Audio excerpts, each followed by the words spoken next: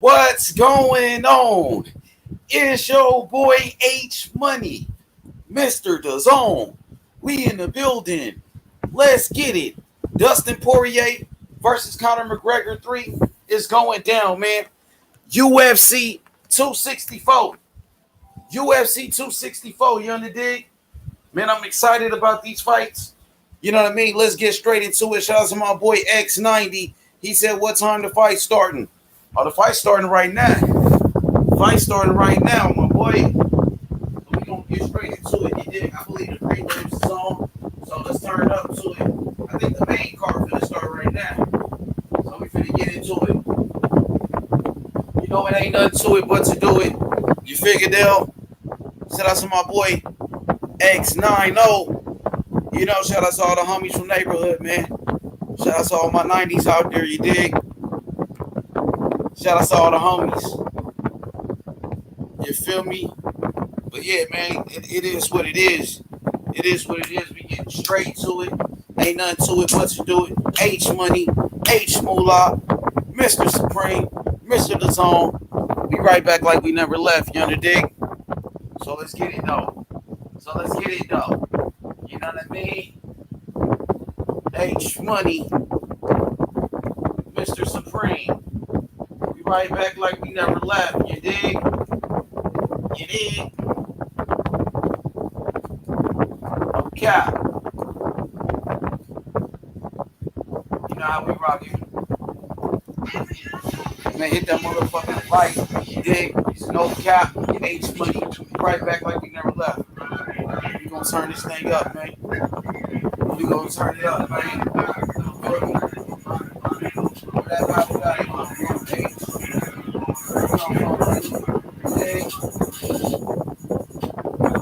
I'm like Master P. Low Vegas, Smart Dooley, ENT, Dixie Road. I'm out in Tennessee.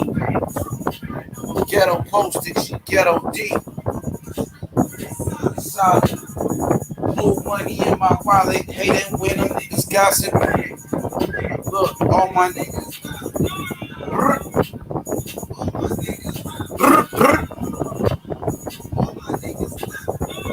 Hey yo, all my niggas bout it.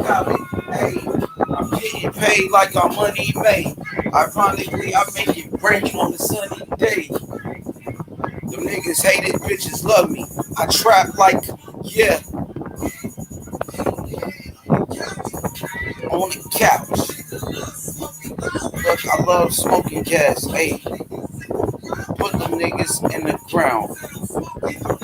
Loud pack, nigga. You better know it. Hey yo. Hey yo.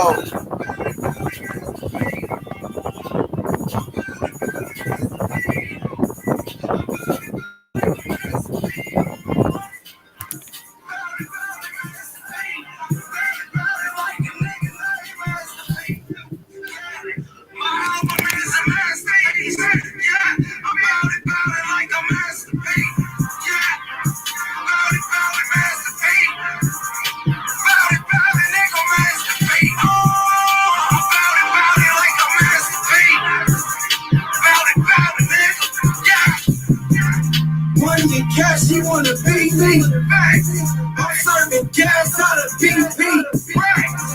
Man, do you niggas get it? Yeah, I got the rights, no tennis. Yeah, nigga, I bout it like Master P.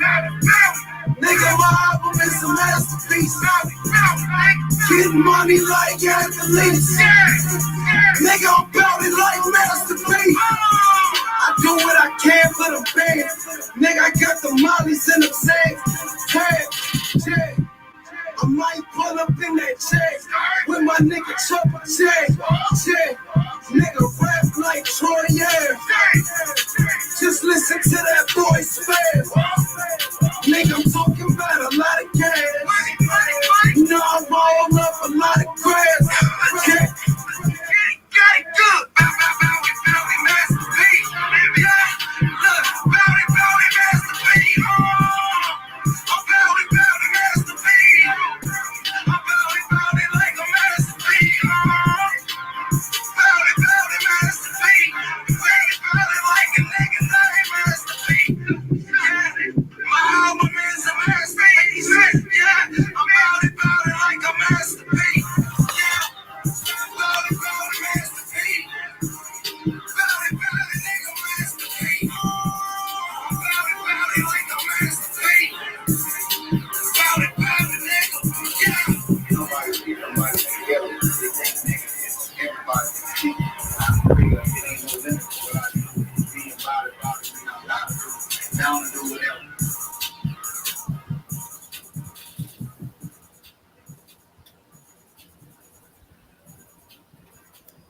What he do? What he do? What he do? What he do? Hit the like button, man. Hit the like button, man. Man. Hey, yo, it's your boy, H Money, Mr. DAZN. We in the building. Let's get it, though. Let's get it, though. You feel me?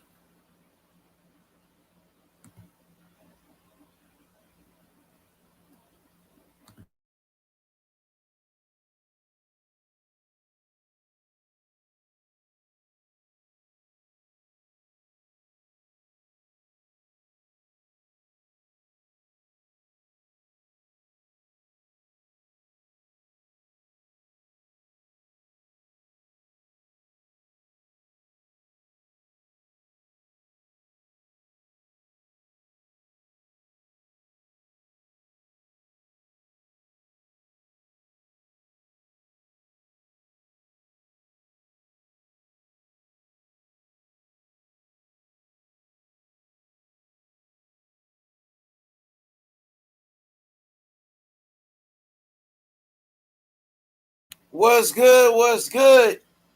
UFC 264, Dustin Poirier versus Conor McGregor 3 is going down. It's the trilogy, man. You know what I mean? We talking about these trilogies, man. You feel me? No cap, that is. On God, you heard me. So he wants to fight in August to take off. Shout out to my boy, UGC Flame. What up, UGC? Salute, though. On God, though. And we gonna keep it trill.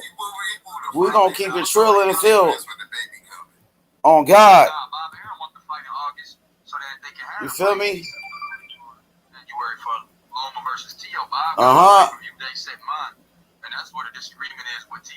No cap. Hit that motherfucking like button, on God. You dig? Gang shit, no lame shit. Gang shit, bitch. This shit real. It get real in the field. Shout out to Coco and Don. Shout out to all the real ones. My nigga Rod Nell. Boxing Guy 7. You feel me? Shout out to the real ones. No cap. What you think, young Bill? Gang shit. My boy Rod Nell. All the real ones. Method. You feel me? You dig? Gang shit, bitch. Hey, that's true, Lisa. She said IVF was facts. Quickness, no matter who you are. So yeah, UFC 264, man. It finna go down, man. No cap. You dig? Hit the like button. UFC 264. Conor McGregor versus Dustin Poirier. Conor McGregor versus Dustin Poirier, man. This shit finna go down, man. For real, though. No cap. Smack the like button if you feel me. Smack the like button. 5 people in the chat. JoJo, what up, JoJo? We gonna get Tap Out King in this motherfucker. You heard me? Are we trapping, though? Oh, yeah, I'm excited about this one, man. UFC, man. This is big. This is big. The third fight. If Conor McGregor lose this fight, it's over for Conor McGregor, man. Joe, this going to be Conor McGregor last fight if he lose, bro. You know, Conor McGregor need this win. He need this win bad, bro. Conor need this shit bad. He in a must-win situation. If Dustin Poirier beat him again, what is Conor really going to do? What's going to happen to Conor? Must-win fight for Conor McGregor, bro. Must-win situation. For real. No cap. So I'm excited. This is one of the biggest cards of the year. You know, shout out to the whole UFC. I'm looking forward to the bigger fights. Next Saturday, we got Jermell Charlo versus Brian Castano for the undisputed super welterweight world title. That's gonna be epic, man. It's gonna be epic, and you definitely don't want to miss that. For real though. For real though. For real. So we gonna get Tap Out King in this mug in a little bit. Shout out to my boy.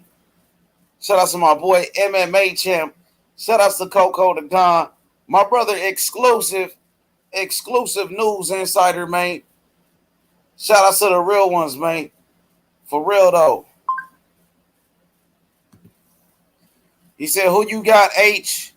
Charlo or Castano? I'm going to go with Charlo, man.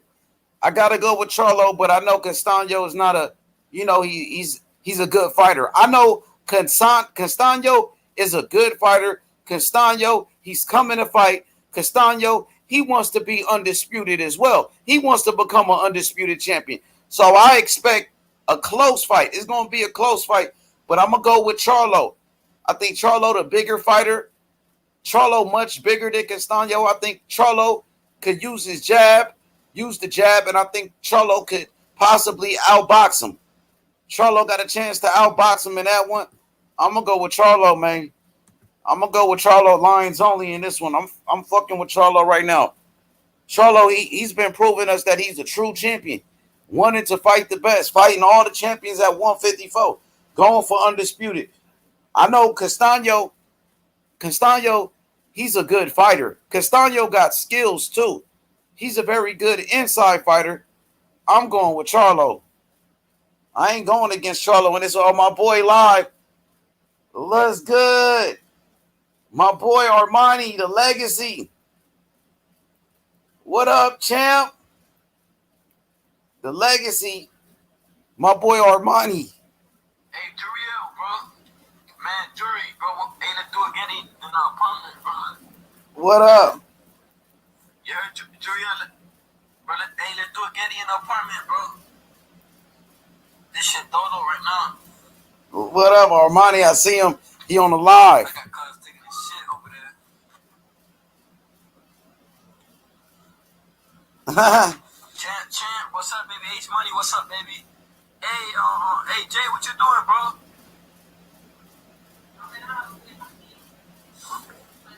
Let's go.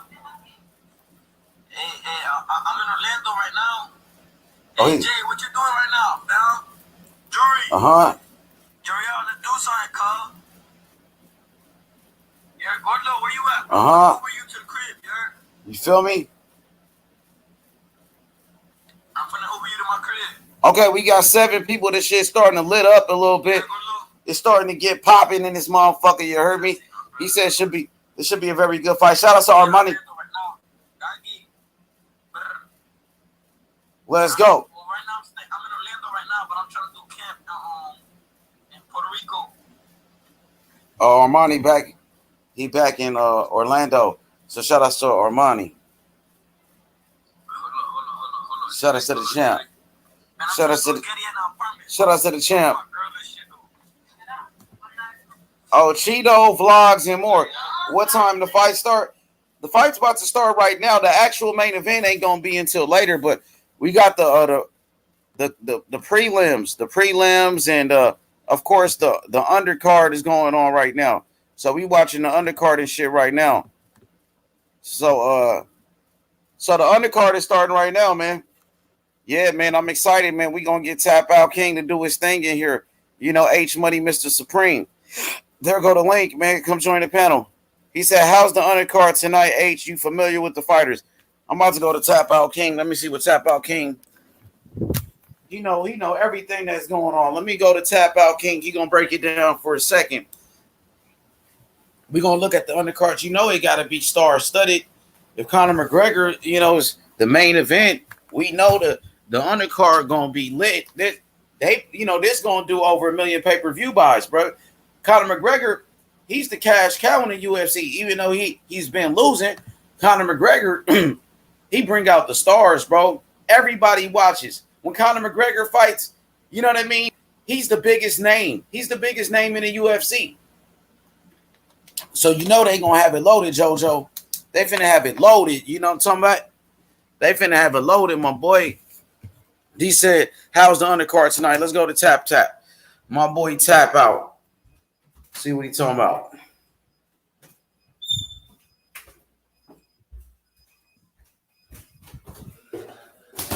Finna go to Tap Out King, man. You know what I'm saying? UFC 264 with the best in the business.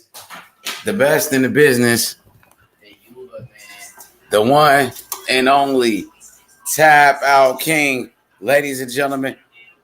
So Tap Out King, who's fighting on this undercard for those that don't know on this UFC 264? We got Nico Price coming in, Bubba. You know, and we got Michelle Pereira, a great fight in the welterweight division. You know. Shut up. It's money. I told you to say I'm gonna do it. I'm gonna do this so you can wait. Hit the like button so Tap Out. He about to go make a move. What's she trying to tell you to go get? Tap Out King. You already did it? You know, What she was telling me. How we gonna get there? H Money say Hey, Hey, so did she? Why she ain't say shit about that? Yo, so I'm sitting here live with the one and only Toronto. Yo, Toronto, what do you think about this UFC 244 card, man? How would you grade it? Conor McGregor. It's 264, but you know, Yeah. You know, I think it's pretty good. You know, we've seen some knockouts. We saw that little jiu-jitsu guy Ryan Hall get knocked out. We saw Trevin Giles get knocked out. You know, we might see a knockout in this fight here. Nico Price taking on Michelle Pereira. You know, Pereira. So we got Toronto live. Hey, Joe, could you hear Toronto? Could you hear him? He talking. Yo, so Toronto, who do you pick in this third fight between Dustin Poirier and Conor McGregor? What is your pick? Hey, is that you that joined the panel? 666. Yes, you know, Conor McGregor should win, but you know, I think I want Dustin Poirier to win. But like Conor McGregor kind of needs to win, you know. But I got Poirier, you know.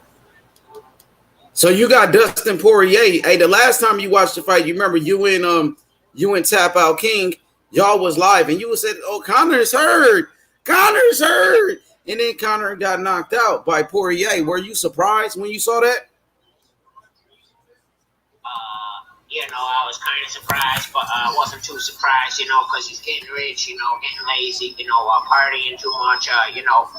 He's gotta get back to training hard, you know. Maybe he did, maybe he didn't. We'll see. When you say he's partying too much, what exactly do you mean by that? He's partying. What is he doing exactly? Is he drinking? He's drinking a little bit of whiskey.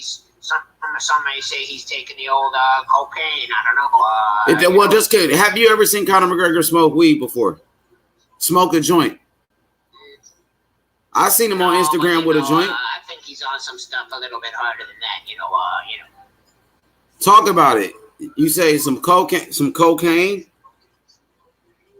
Yeah, he might be, you know, but not for the fight nights, of course. You know, he's got to get it out of his system. But with a low body fat like he's got, you know, he can do it. I mean, what type of example is he really setting for the younger generation? What kind of example is he setting for the young generation?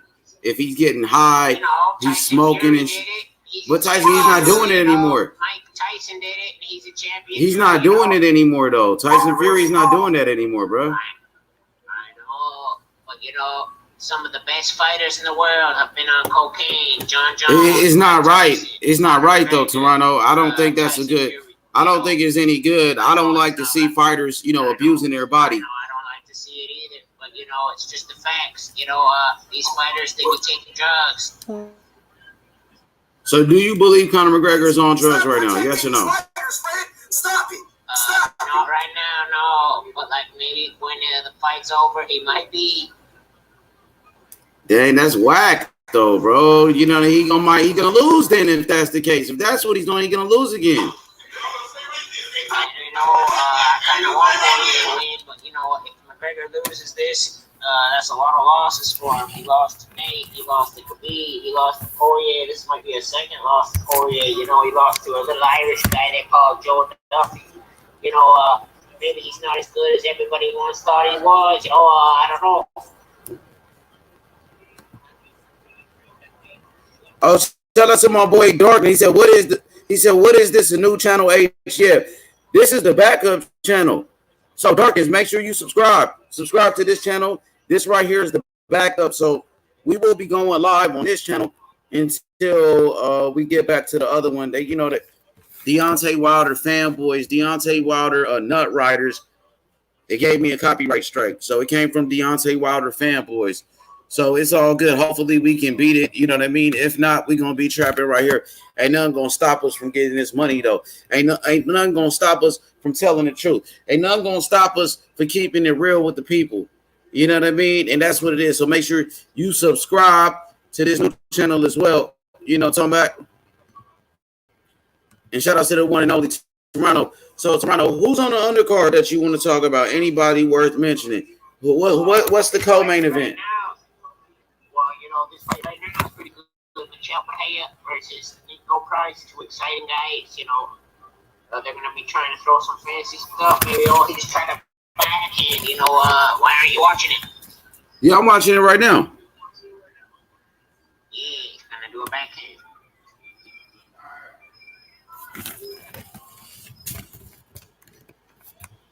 Yeah, absolutely. Good shit, Toronto. Nice breakdown. So that's Neo. Who's fighting? Pereira? Yeah, Michelle Pahea.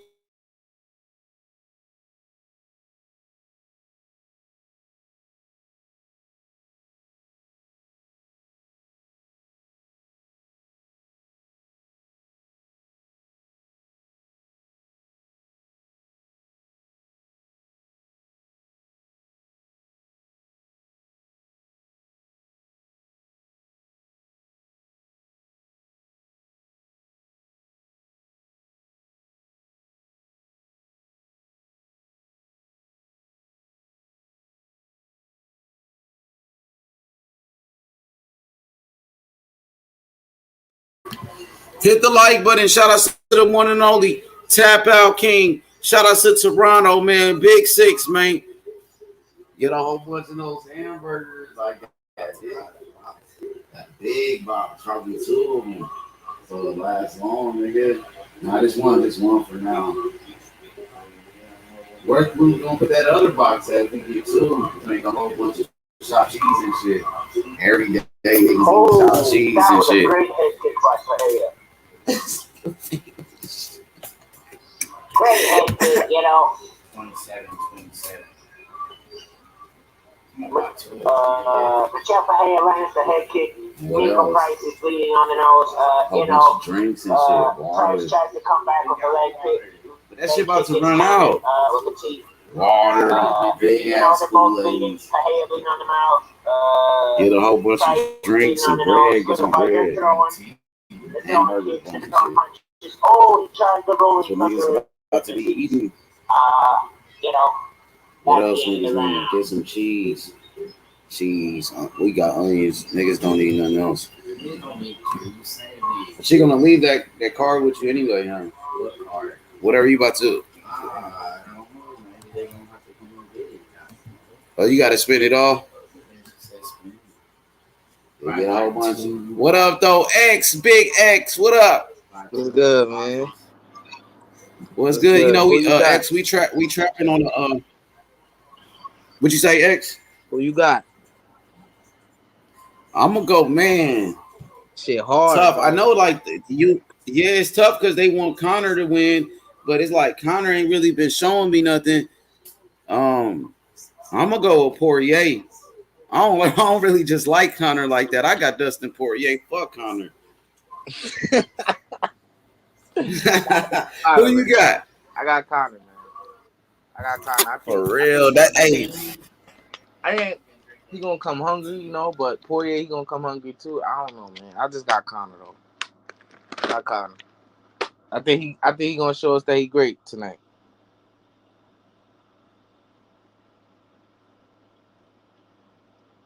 Should be a good fight. Hey, they want Conor to win so bad, though. You know, Conor the cash cow. The UFC can't afford Conor to lose. It's bad for business. So if Conor win, they can still make big fights. You know, so I'm gonna go with Poirier. I think Poirier the better fighter, but you never know. Conor might come in here hungry.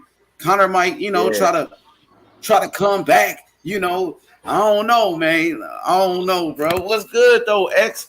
You know, we trapping on the backup channel. Somebody gave me a copyright, so this is a different channel. That's why you didn't have a wrench when you came to the chat. So this is the second channel. This is my second channel.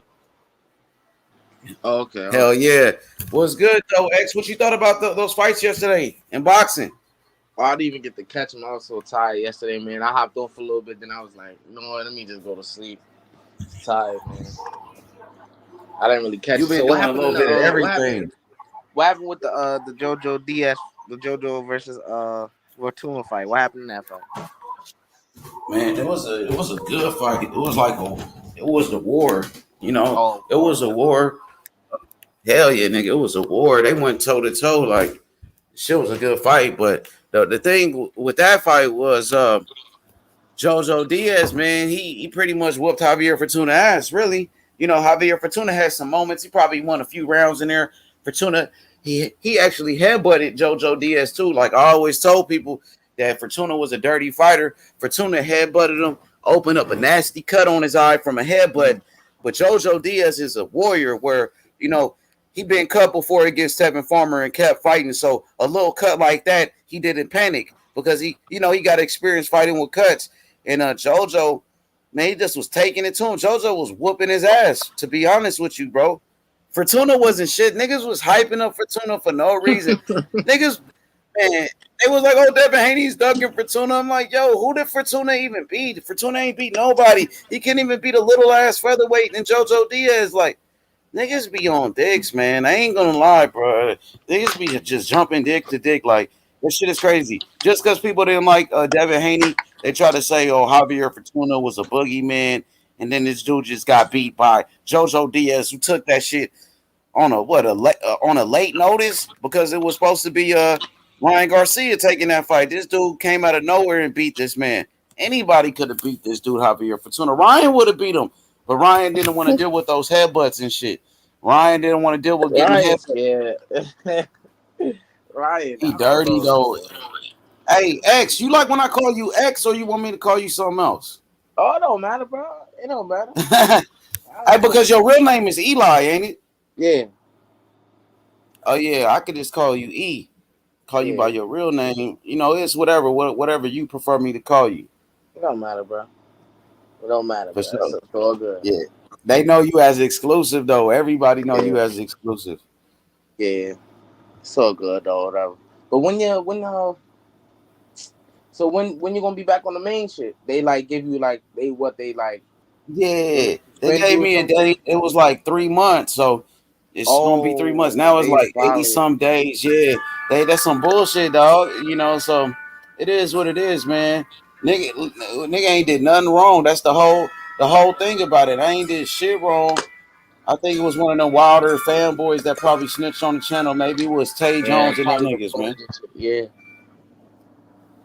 That's what. As soon as I start roasting Wilder, then I start getting copyrights and shit like that. It might have been that one video, bro. The one shit I couldn't watch. It kept saying taken down. I didn't even get to see it, bro. I wanted to see that shit so bad. Which one? The last one, the exposed lie. It's this one I keep going back and watch. We was on Barbershop Conversation. That one, right? I forget which one it was. I always go back and watch that shit. Like whenever I'm like in a bad mood, that shit always got me cracking up. I forget what. I'm gonna send it to you. That one right that there. That shit is classic. Right He's like, classic for sure. I be going back watching it too. That shit is funny. That shit is funny, bro. You had Fred laughing and shit. That shit was funny. Fred Cleveland. Yo, do you watch the Boxing Voice? Nah, not that much. Do you be watching the Boxing Voice X? Not that much, nah. Okay, yeah, because I'm actually cool. I'm cool with dude. Like, you know, me and him, we fell off. Like, that's where I first started like talking boxing on the YouTube. It was the boxing voice. That's where that's where I got famous on the YouTube because I used to call in the boxing voice like for about a year. It's probably a year, and man, I was the caller of the year on that show. You know what I mean? That's how Deontay Wilder found out who I was because he used to listen to that show, and I used to call in and shit like that. So me and dude fell off after a while, but now we cool again. So you might want to tap into the boxing voice. You feel me? And Yeah, whenever you got the I'll time, bro. keep That it shit. over here. There go Uh, Lisa. What's up, Lisa? Lisa. What up, Queen? Lisa. Shout out to Lisa. I love Lisa, man. So Yeah, X, she when you really gonna is start dope. going live on your joint? X, we need you to start going live, man. I know you busy, you boxing, you Yeah. working, you know what I mean? But we would love to go to Exclusive News Insider for some live commentary and shit. I want you to Yeah, start going live too, X. yeah, sure. I'm a try, man. Like I'm trying to see how I'm gonna get my whole shit set up. Right now, I'm trying to start working on my laptop joint and shit like that. Cause I've primarily been working off my phone and shit. Cause I don't got time to be doing all on the laptop. Which I'm just trying to figure out right now how I'm gonna do it. Give the fans better content, better quality, shit like that. Hell yeah.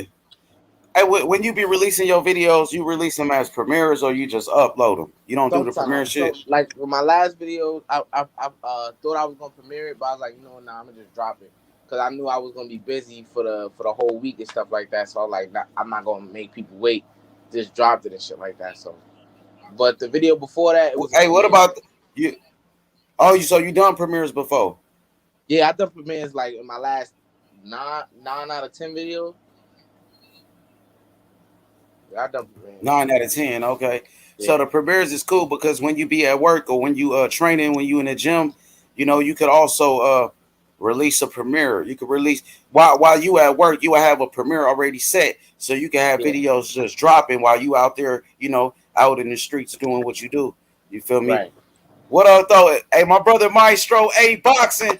What up, Maestro A Boxing, man? Another great channel. Shout out to Maestro A. He from New York City as well. Maestro A. He was just he was the co-host on the Boxing Voice. Great job. Shout out to Maestro A, a real one, man. We working, Maestro. Shout out to you. 100. He's a real one, man. But yeah, what you think about Fury getting corona? I hear a lot of people making fun of people with corona, like this shit ain't real. Like people ain't dying every day from corona. Like the country ain't been shut down for a whole fucking year because of this coronavirus. Now Teofimo Lopez got corona. Everybody making fun of him. Like nigga, I'm a Devin Haney fan. I love Devin Haney. That's my nephew. But when Teofimo Lopez got corona, y'all didn't hear H Money saying, "Oh, Teofimo Lopez is faking Corona. Teofimo Lopez is a fraud."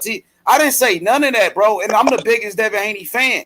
But when Tyson Fury get Corona now, oh, Tyson Fury is lying. Tyson Fury, this and that. I think it's kind of weak, man. You know what I mean? I think that's kind of lame. What about you? Man, when I saw it, it was just like I was so upset because a lot of people so hyped up for this fight, and then you get that news like it's just draining, bro. All the energy we put into Wilder Fury, Wilder Fury, Wilder Fury, and then that shit happened, bro. And then the shit with Teofimo happened. He fighting a dude that we don't even want to really see him fight, right?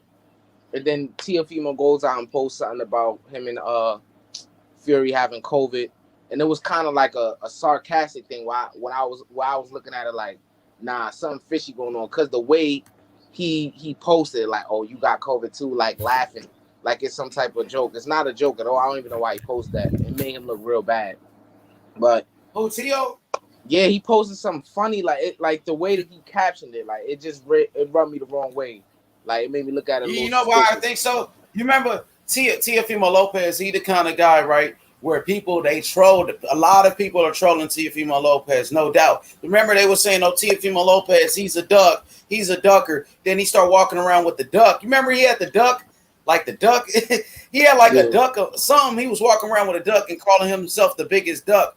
So Teofimo Lopez knows that they was making fun of him having corona. So they doing the same thing to Tyson Fury. Maybe that's why He tried to troll the trolls. You know what I mean? I think that's probably what it was.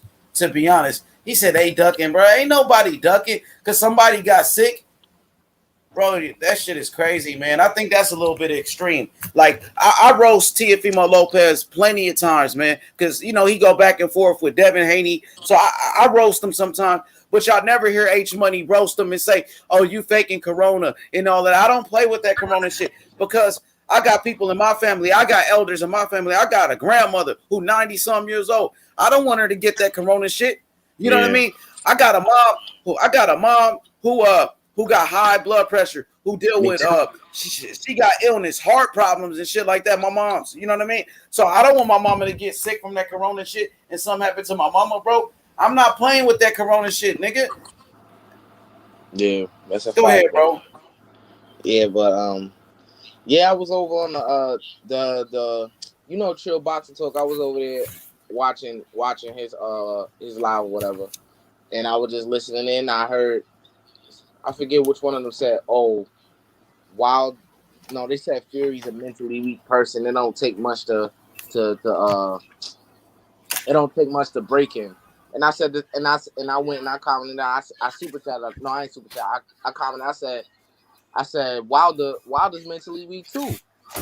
And then that's when they gonna put the little, you know, the thing where they fucking suspend you or some shit for like 30 minutes or some shit. You can't Oh, they comment. timed you out. They timed you bro. out. That's what they So did. then I went on another one of my accounts, because that's what they know people do. So I went on another one of my accounts and I continuously said what I was saying. Like, Wilder's mentally weak too. Like, you get what I'm saying? Like, they don't like when you say anything bad. And I don't even go over there trying to start no, you know, because I don't like Wilder or Fury, and I let that be known over there.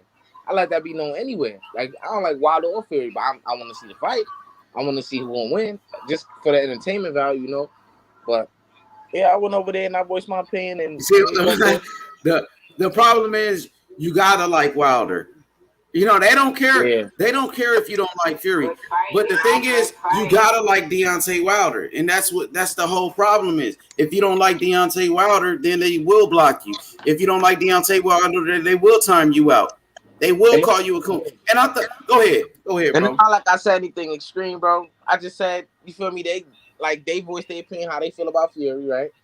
And I said something how I feel about Wilder. It's a lot of shit that this dude do that I'm sure that they don't agree with. Like, he said he want to have a baby and shit, and all this other weird ass shit he be saying, bro. I mean, come on now. I didn't bring that up. You feel me? They like to bring up everything that Fury do, everything that they don't like. But if I was going there and bring that up, it's a problem. Like, I know they pro Wilder and shit, they don't fuck with Fury, but it's like, bro, like it's funny over there, man. It's real funny. And Trill Boxing, the only one I really tune into, because he seemed like he tried to separate himself from a lot of the bullshit, but at the same time, he rock with these people. And like, you try to, like, for example, I tried to give him a compliment. I was like, "You the realest, Trill, right?" He gonna say, "Oh, whatever that mean." Like, just try to knock off my compliment. Like, that's why, like, sometimes I don't even really watch him, because I feel like he trying to show off for them and shit. So I just 78 be on the shit. So I just don't watch sometimes. But anytime he like by himself with other people that's not in the LDBC, I like tune in and shit like that. He had one time he had a He's a bitch ass nigga. Let me tell you, I'm gonna keep it G with you. That dude Trill Black Fight fan is a bitch. You know what I mean? I'm gonna be honest about the situation. He's a Deontay Wilder dick rider. Yet he claims that he likes Devin Haney, but he's picking Lomachenko to beat Devin Haney. Like, which one is it? And then you saying you doing it. The reason you picking Lomachenko for publicity. That's why you picking Lomachenko to beat Devin Haney. Like, this nigga a fraud ass nigga, man. You know what I mean? All them dudes is fake, man. And to be honest, hey, Fred ain't even in the LDBC. Now I heard him. I heard them talk about it. You remember Fred? They said Fred ain't in the LDBC, so that's why Fred really just do his own thing. Fred ain't gonna block me. Like, his moderators will probably block a nigga and shit like that, but Fred don't give a fuck. That's why he let me go on there and roast all them niggas. Yeah, that should be funny. Yeah, but man, you know, that shit is crazy, bro. Like, that shit got me so upset. But I was in there, I was just tuning in and shit, and said some shit about Wilder, and shit just went up. You know, that shit was crazy. And You know that was gonna happen. He's supposed to be so pro-black. Trill Boxer Talk, right? He's supposed to be so pro-black.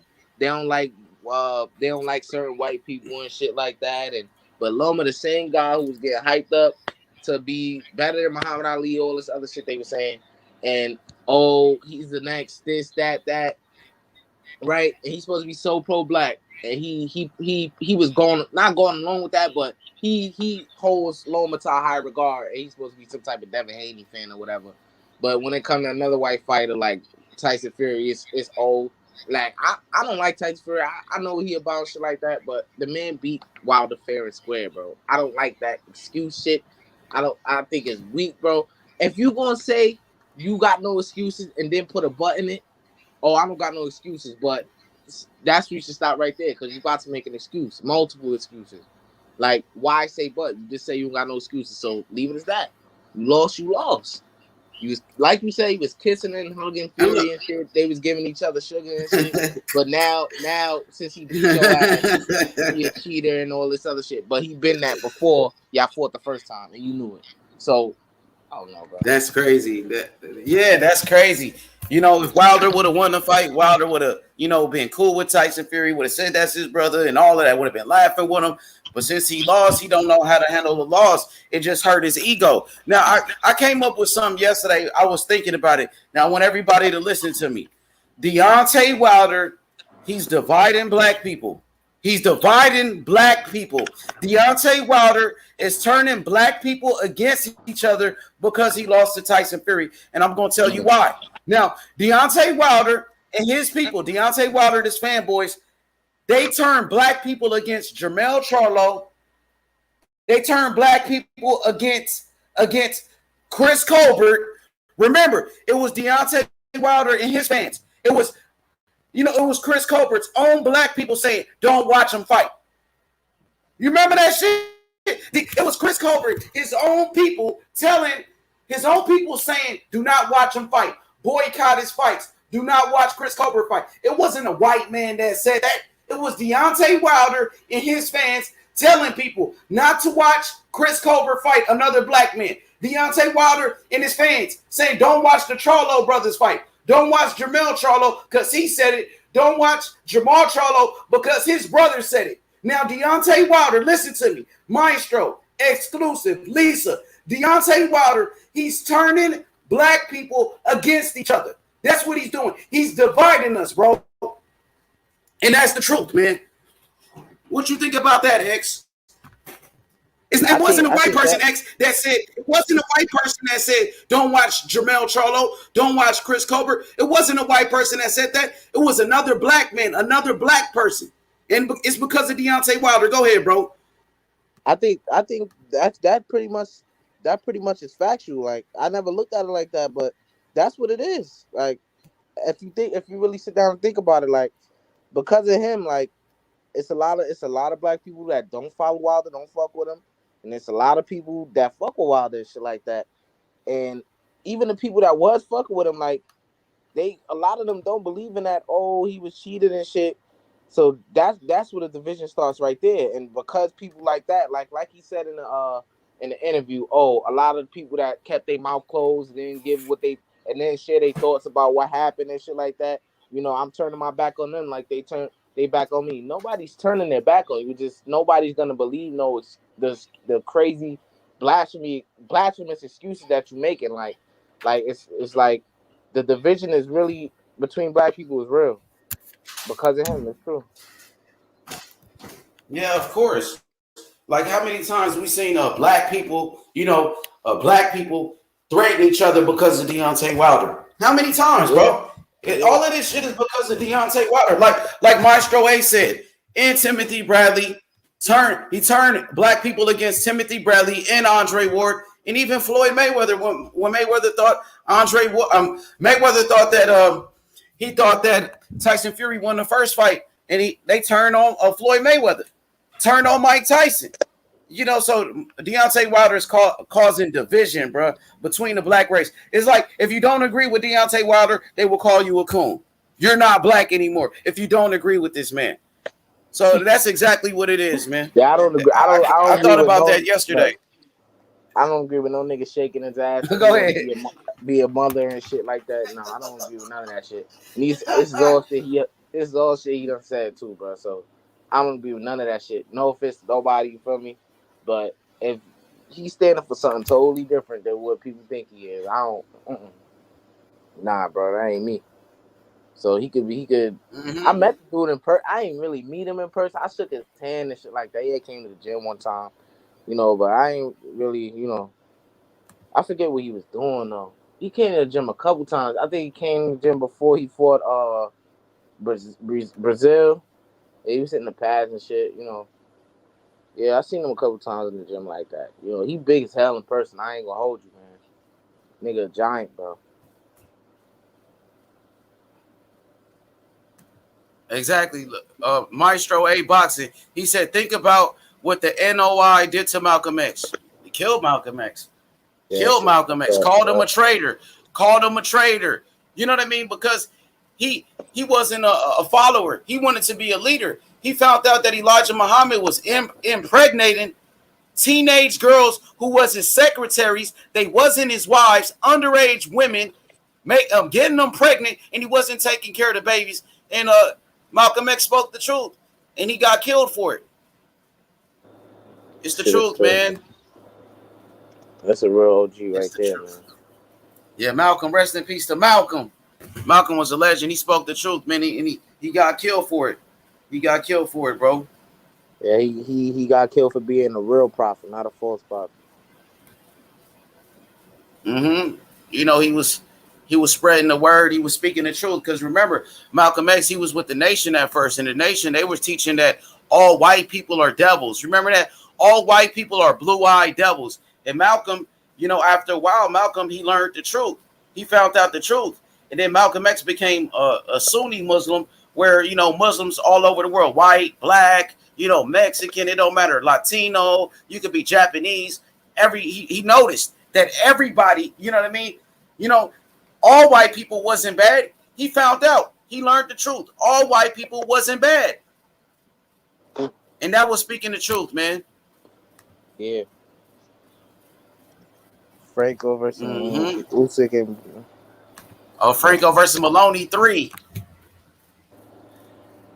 Joshua Franco. Shout outs to Joshua Franco. He trains with Robert Garcia. He trained with Robert Garcia. Joshua Franco. I remember when he first fought for the title. The first time he fought against was it Andrew Maloney? Andrew Maloney for the title. He was in the gym with Ellie Setback during a live stream, and I was chopping it up with him. I was like, man, just wishing him good luck. And he went out there. He won the fight. He won. But the second fight, I think he had like some type of injury, a thumb in his eye or something. He couldn't continue. A lot of people thought he should have lost that fight. Did you see it? I ain't see it. It was a pretty good fight. Yo, did you see you didn't see the fight yesterday? Hector Tanajara. Hector Tanajara is a fighter that trains with Robert Garcia. He signed a Golden Boy. Hector Tanajara he's a good prospect. Yesterday they matched him up with an undefeated fighter. He got destroyed. Hector Tanajara got his ass beat yesterday by a fighter that we didn't know. But that fighter was undefeated. He had 22 wins, 20 knockouts, and he destroyed Hector Tanajara yesterday. Yeah, that should let y'all know right there. That's crazy as hell. 20 wins, 22 knockouts. That's a good record right there. Yeah, that's a good record. And then when I saw the tail go ahead, bro. I was hearing a lot about Zerto too. Everybody say about Zerto he's gonna beat Canelo and shit. I think that's what they were saying. What he fight at? What way he fight at? He at 175 now. He just moved up to 175. Oh, yeah, the hype train. He actually sparred Canelo. He sparred He Canelo. It's on YouTube. Yeah, you can see it on YouTube when they sparred each other. Yeah, Canelo a great fighter, man. He's a great fighter. I don't know what's going on with him now. I'm hearing he's fighting better BF. That's gonna be a war right there.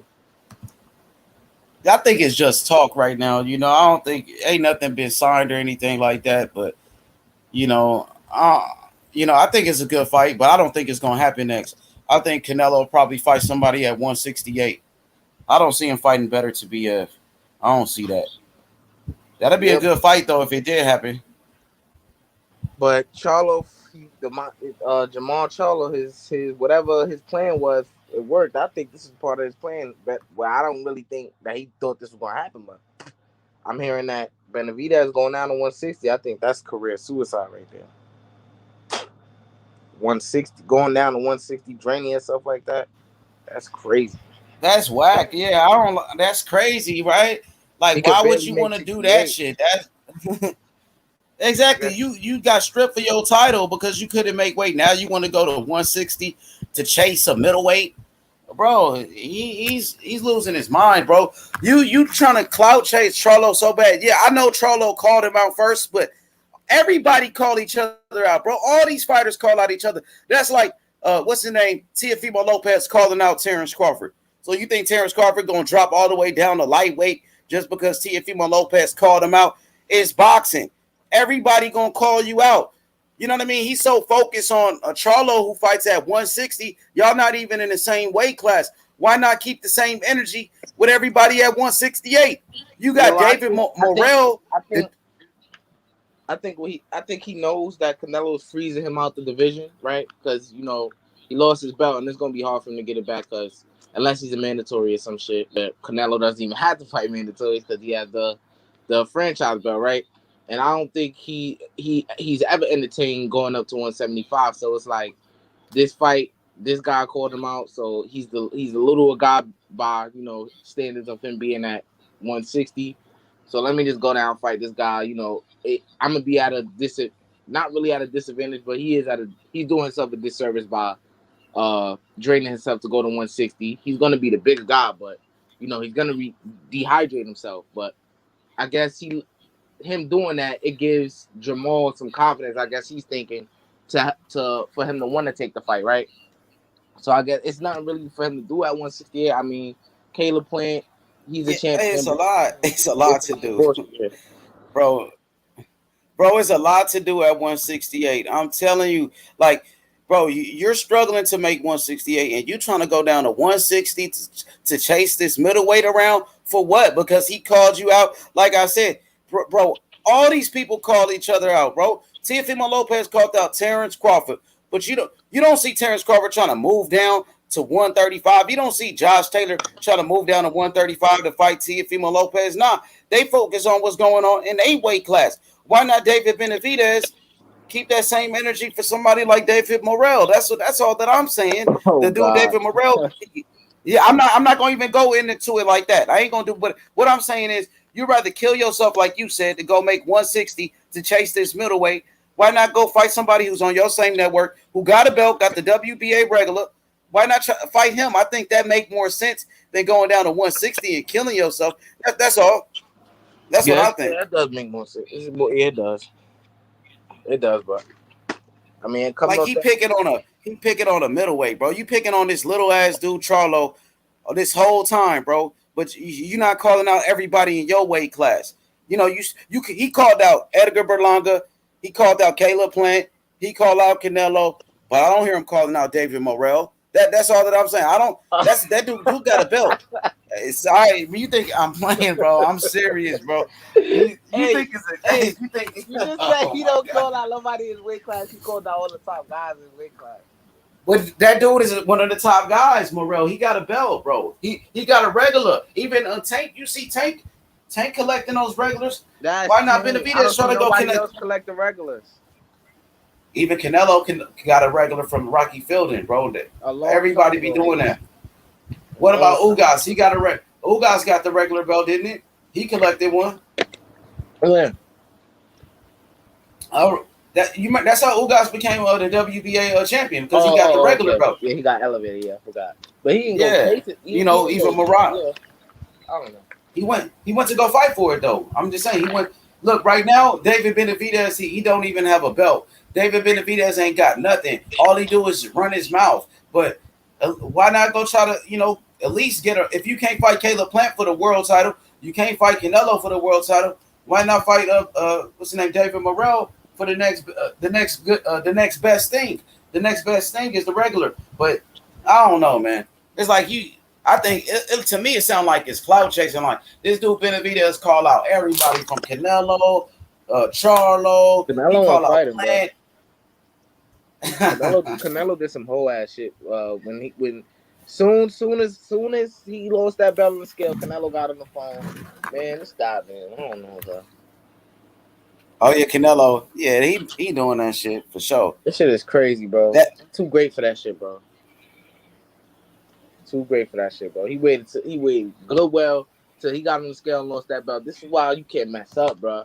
And there's always gonna be something like this, bro. You cannot it's gonna be hard for Benavidez to get another title shot, bro. Unless Canelo become undisputed or Caleb. Unless Canelo become undisputed, right? And then he drop all them belts and move up.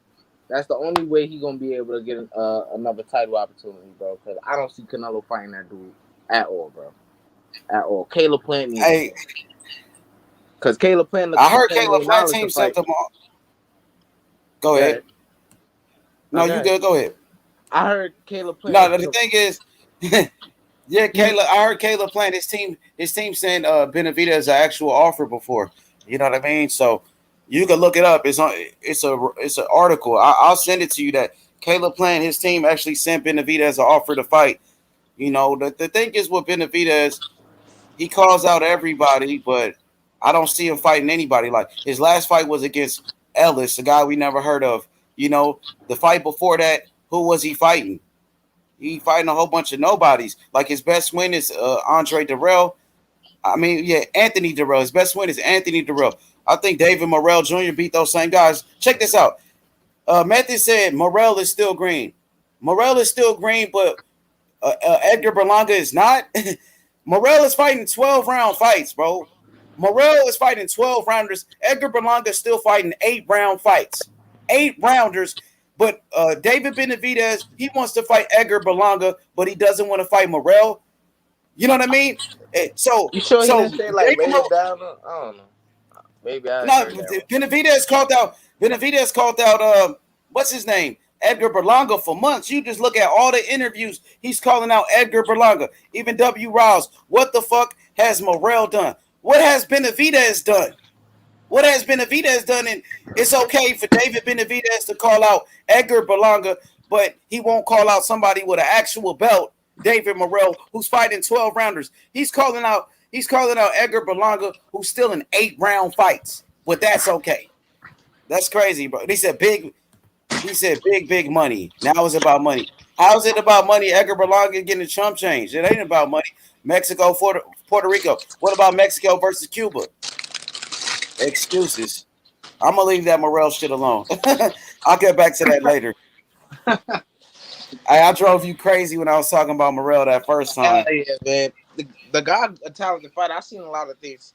I watched him and shit like that, but I just think he's still green. Like, I think he's the type of fighter, right?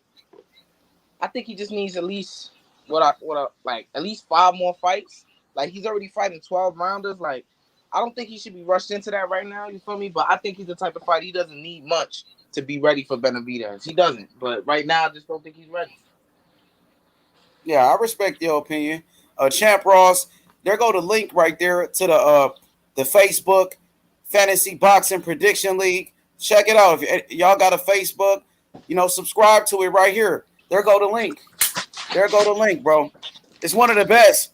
One of the best on YouTube, man. One of the best on Facebook. When you talk about Champ Ross Prediction League, test out your boxing knowledge. See who can get the most fights right. See who really know the most about boxing when you enter the Prediction League, and it's free. You got professional fighters like Vic Darchinian inside this Prediction League. So check it out. There go the link. There go the link right there. We ready to turn up. A Method in Madness, he said he just needs to experience a couple of pro styles. What about Berlanga? And Berlanga doesn't? He said sweaty balls. He said free to play, cash prizes. New season starts up this week. Everyone is welcome to play. He said season 9 starts. Check it out, X, if you get a chance, man. That shit is popping, I heard. That Prediction League is fire. I'm going to go over there. I heard that it's fire. So next Saturday, X, we got Jermell Charlo, Brian Castano for Undisputed. Well, that's next week. What's your thoughts on that one? Mine is in the clouds.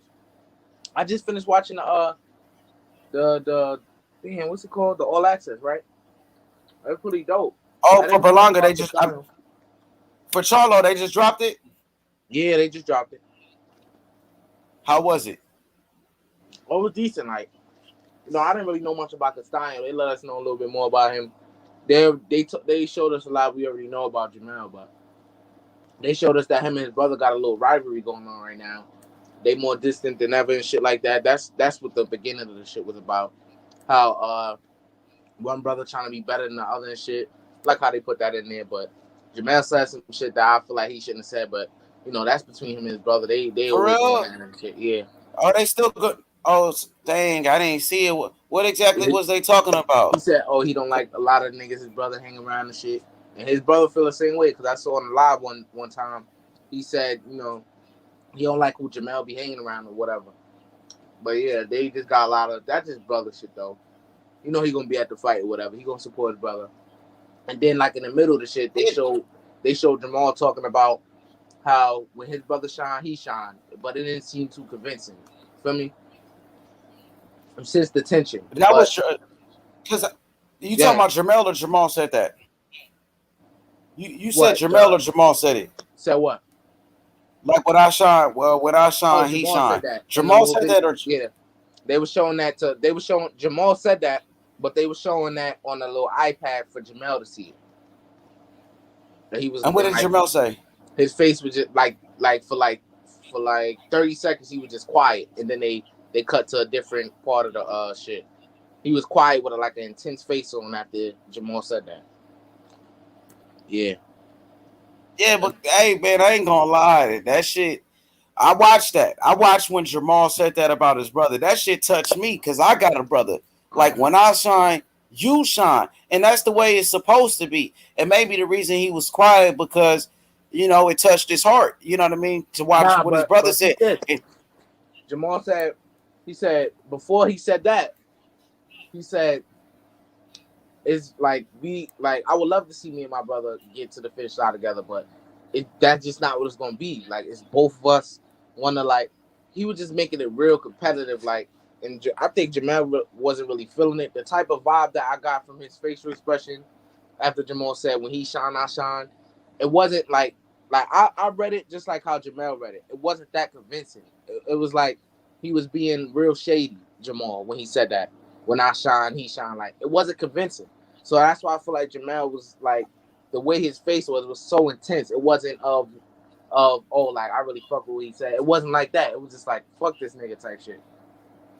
That's to be honest, when I saw it, I thought Jamal was being real. Like Jamal, it's true, bro.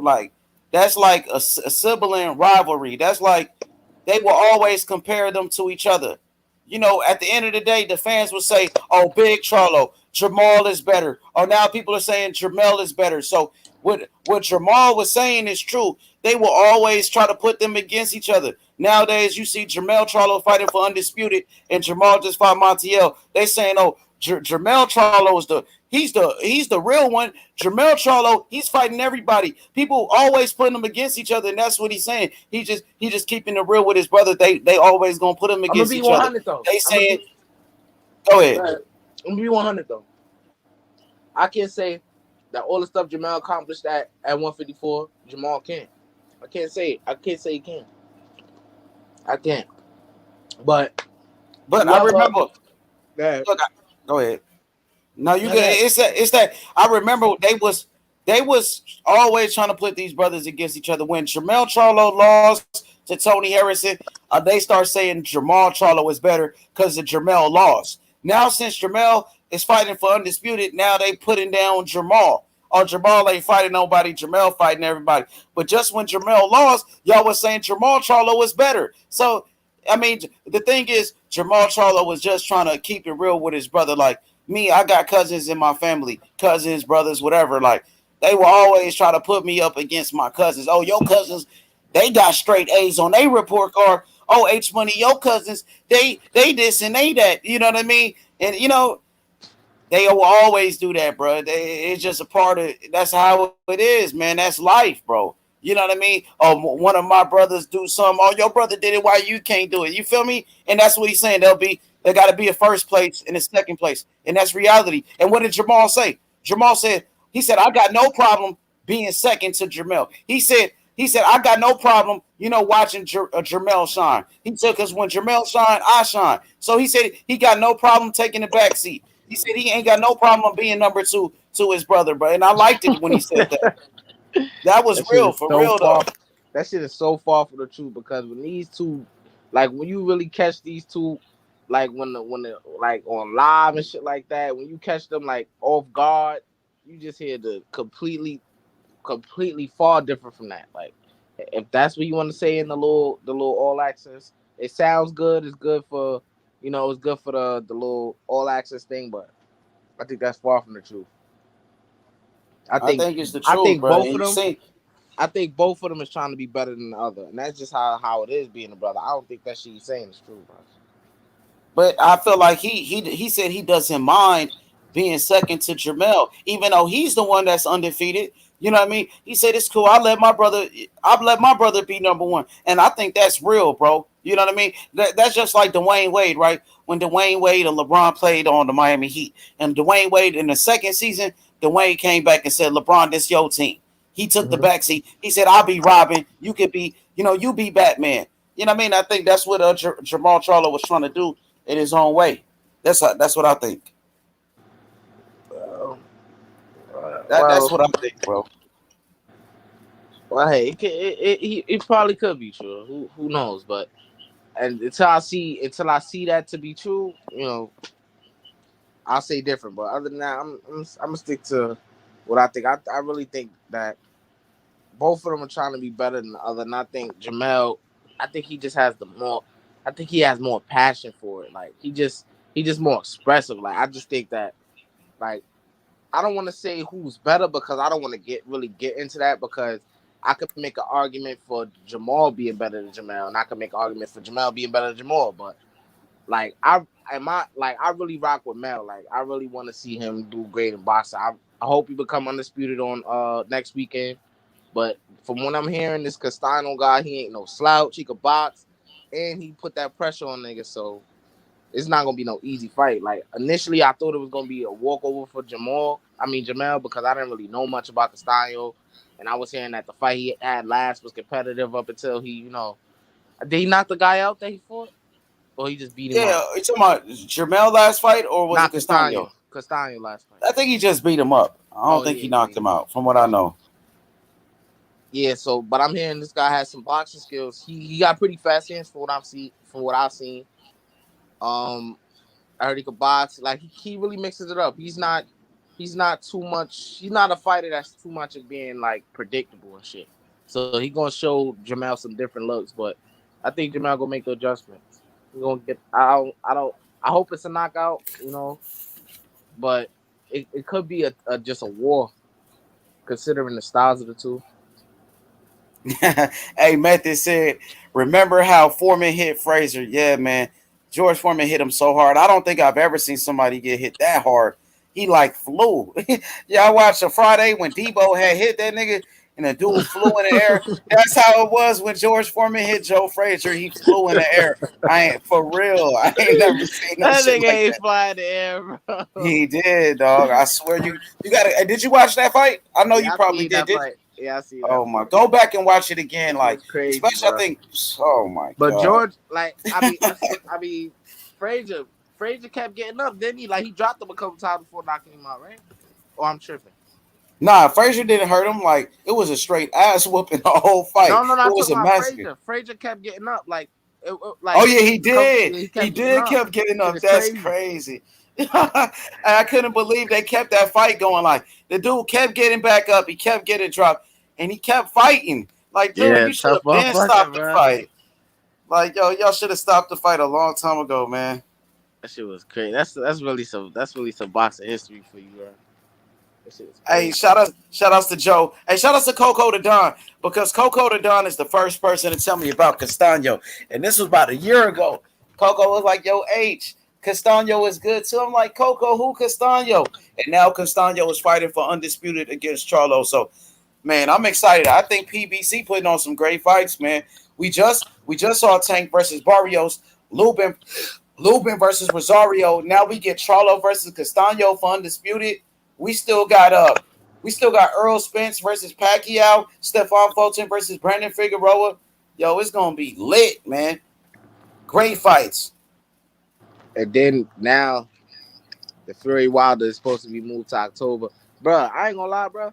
I've been hearing a lot about this. Oh, every time Fury gets a title defense, something happens where he ducks out of shit, bruh. If he duck this shit, like if for some way he manipulates his way out of this shit, bro, that shit is gonna get me so upset with him because, man, like for that, like with the all right, he beat Klitschko, right?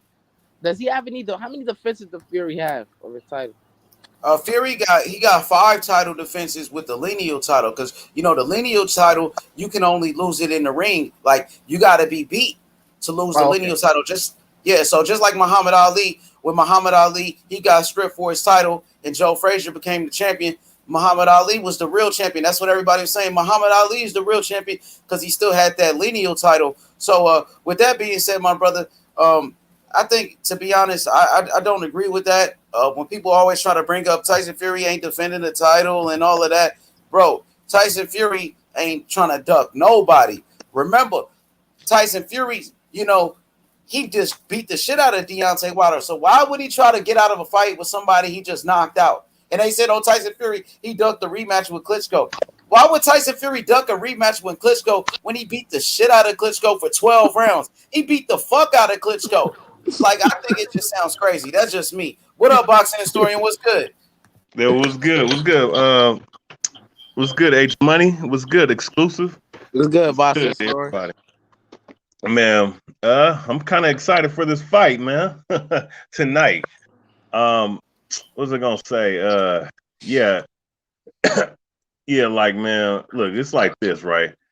Let me just build on what you guys are saying.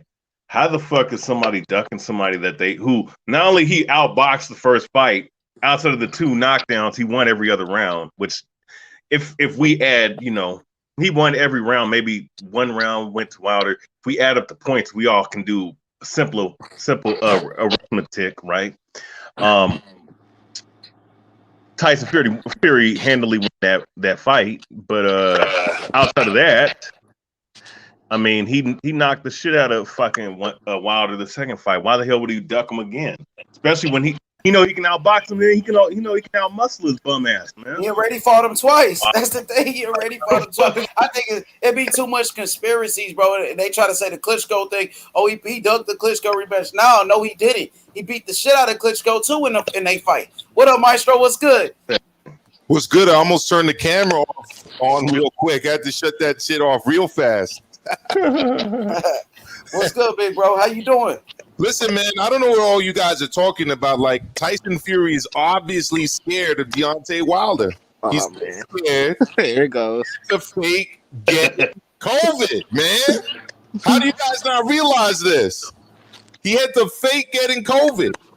You know what I mean? I mean, you guys must know that Deontay Wilder is the most feared man in the history of the heavyweight division. You know? I mean, so scary that he could lose 2 fights in a row against a man and still put fear in the heart of his opposition. You know what I mean? Man. So, it's all crazy, man. I mean, the man caught COVID just like many, many athletes around the world have caught COVID. Basketball players, soccer players, football players. But, when you hate somebody, you'll grasp anything possible to drag their name through the mud. And that's exactly what's happening with Tyson Fury. Because he's a clown, because he acts the fool, because he says what he says, and because... Man, is it great to be back on A+. There you go. No, that's fine. He's an easy target.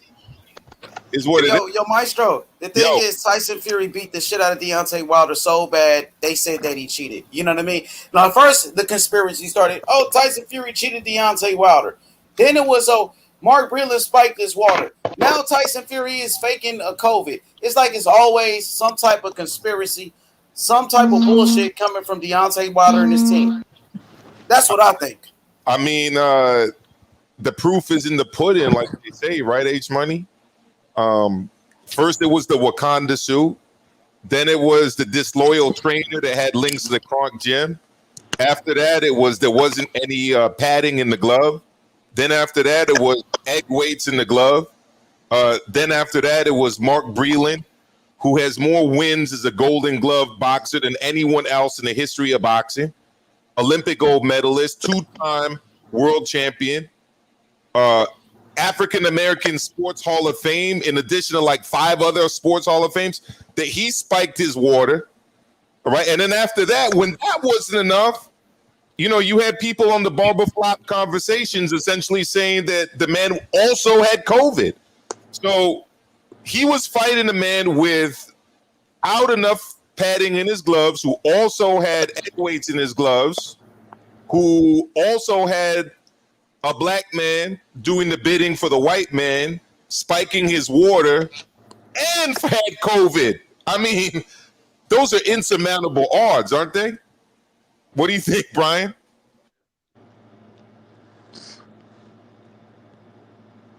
Sound like some bullshit to me, man.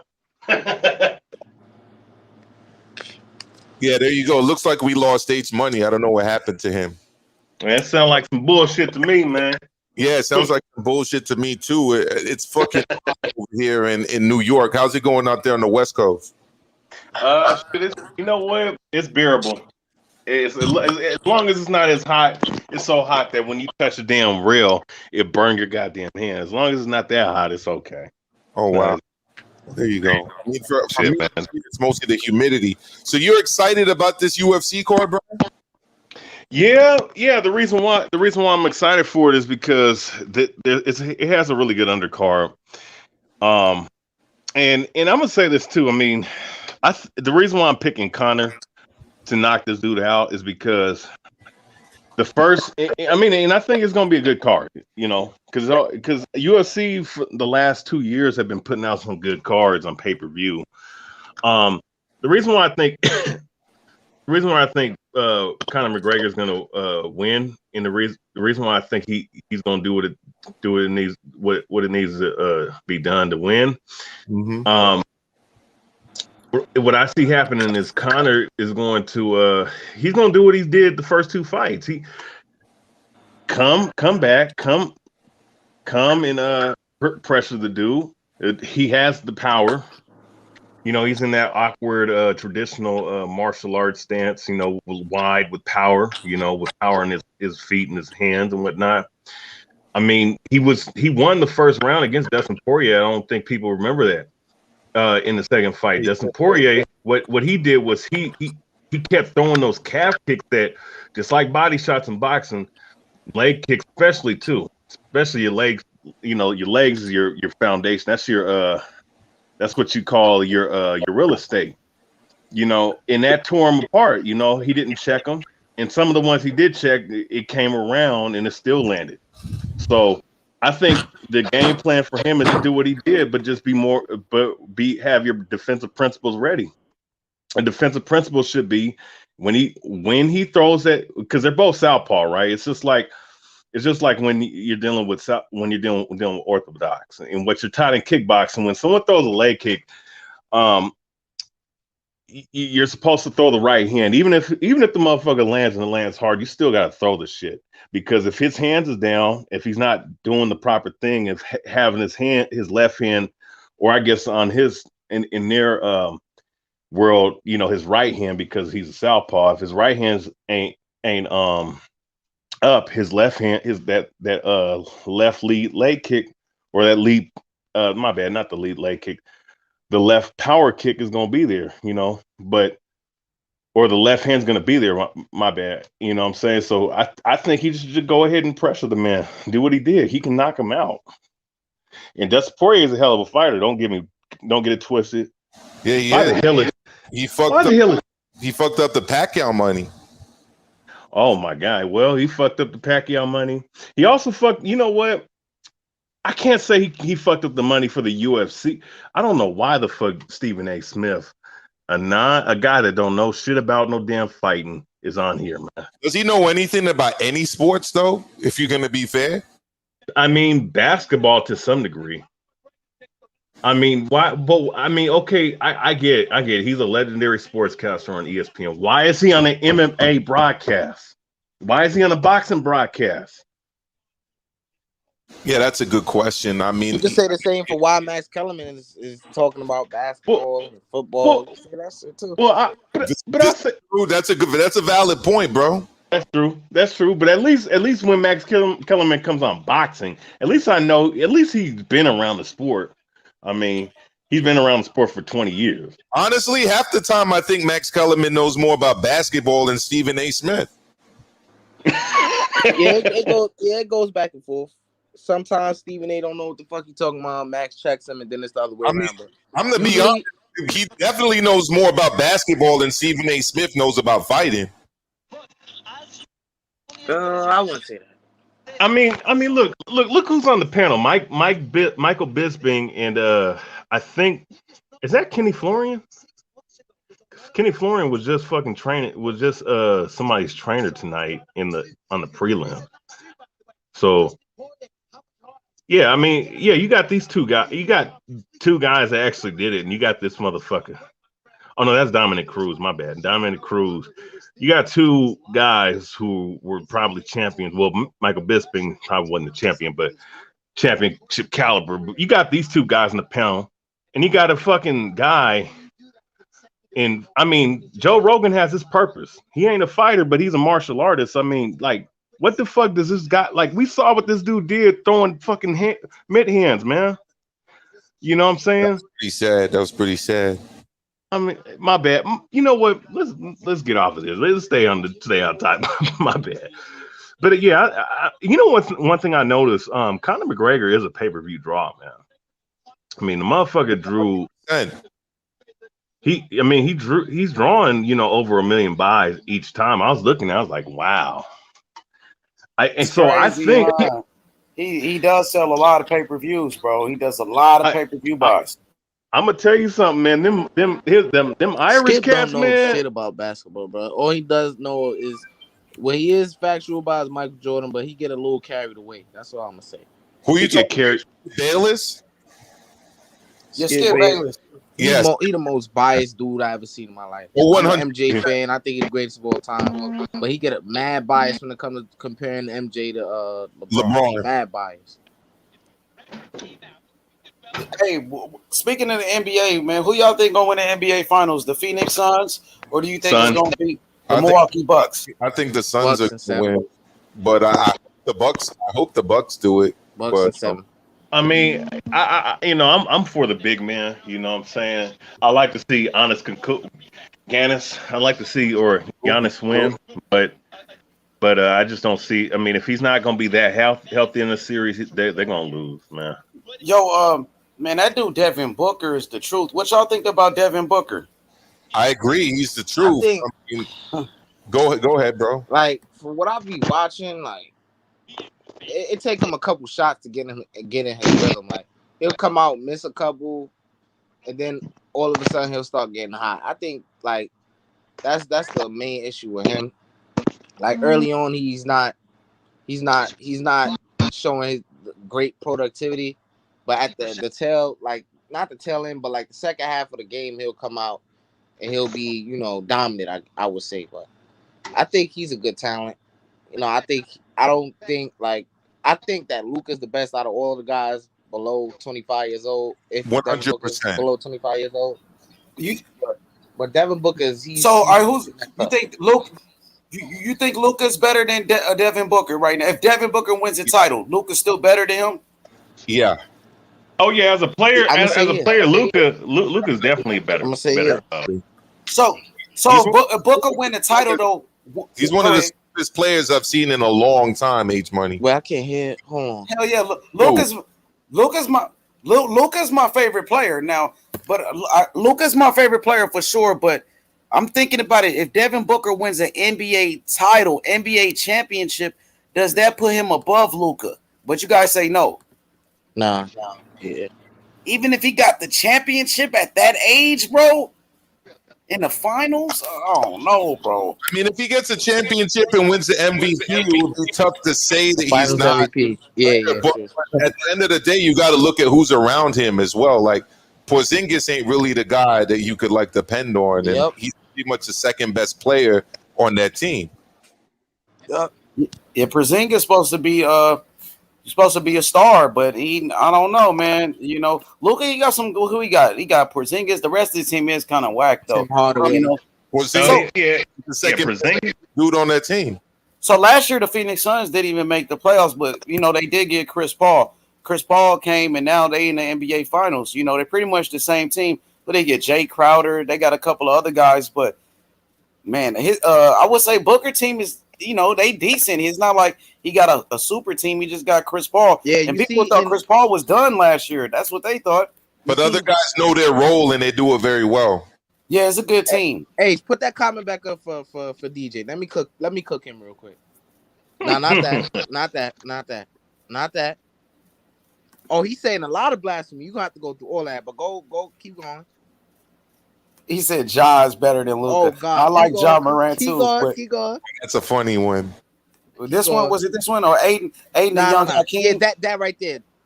DJ, you know nothing about basketball, bro. Like, stop trying. Please stop. The shit you saying, it has no facts behind it.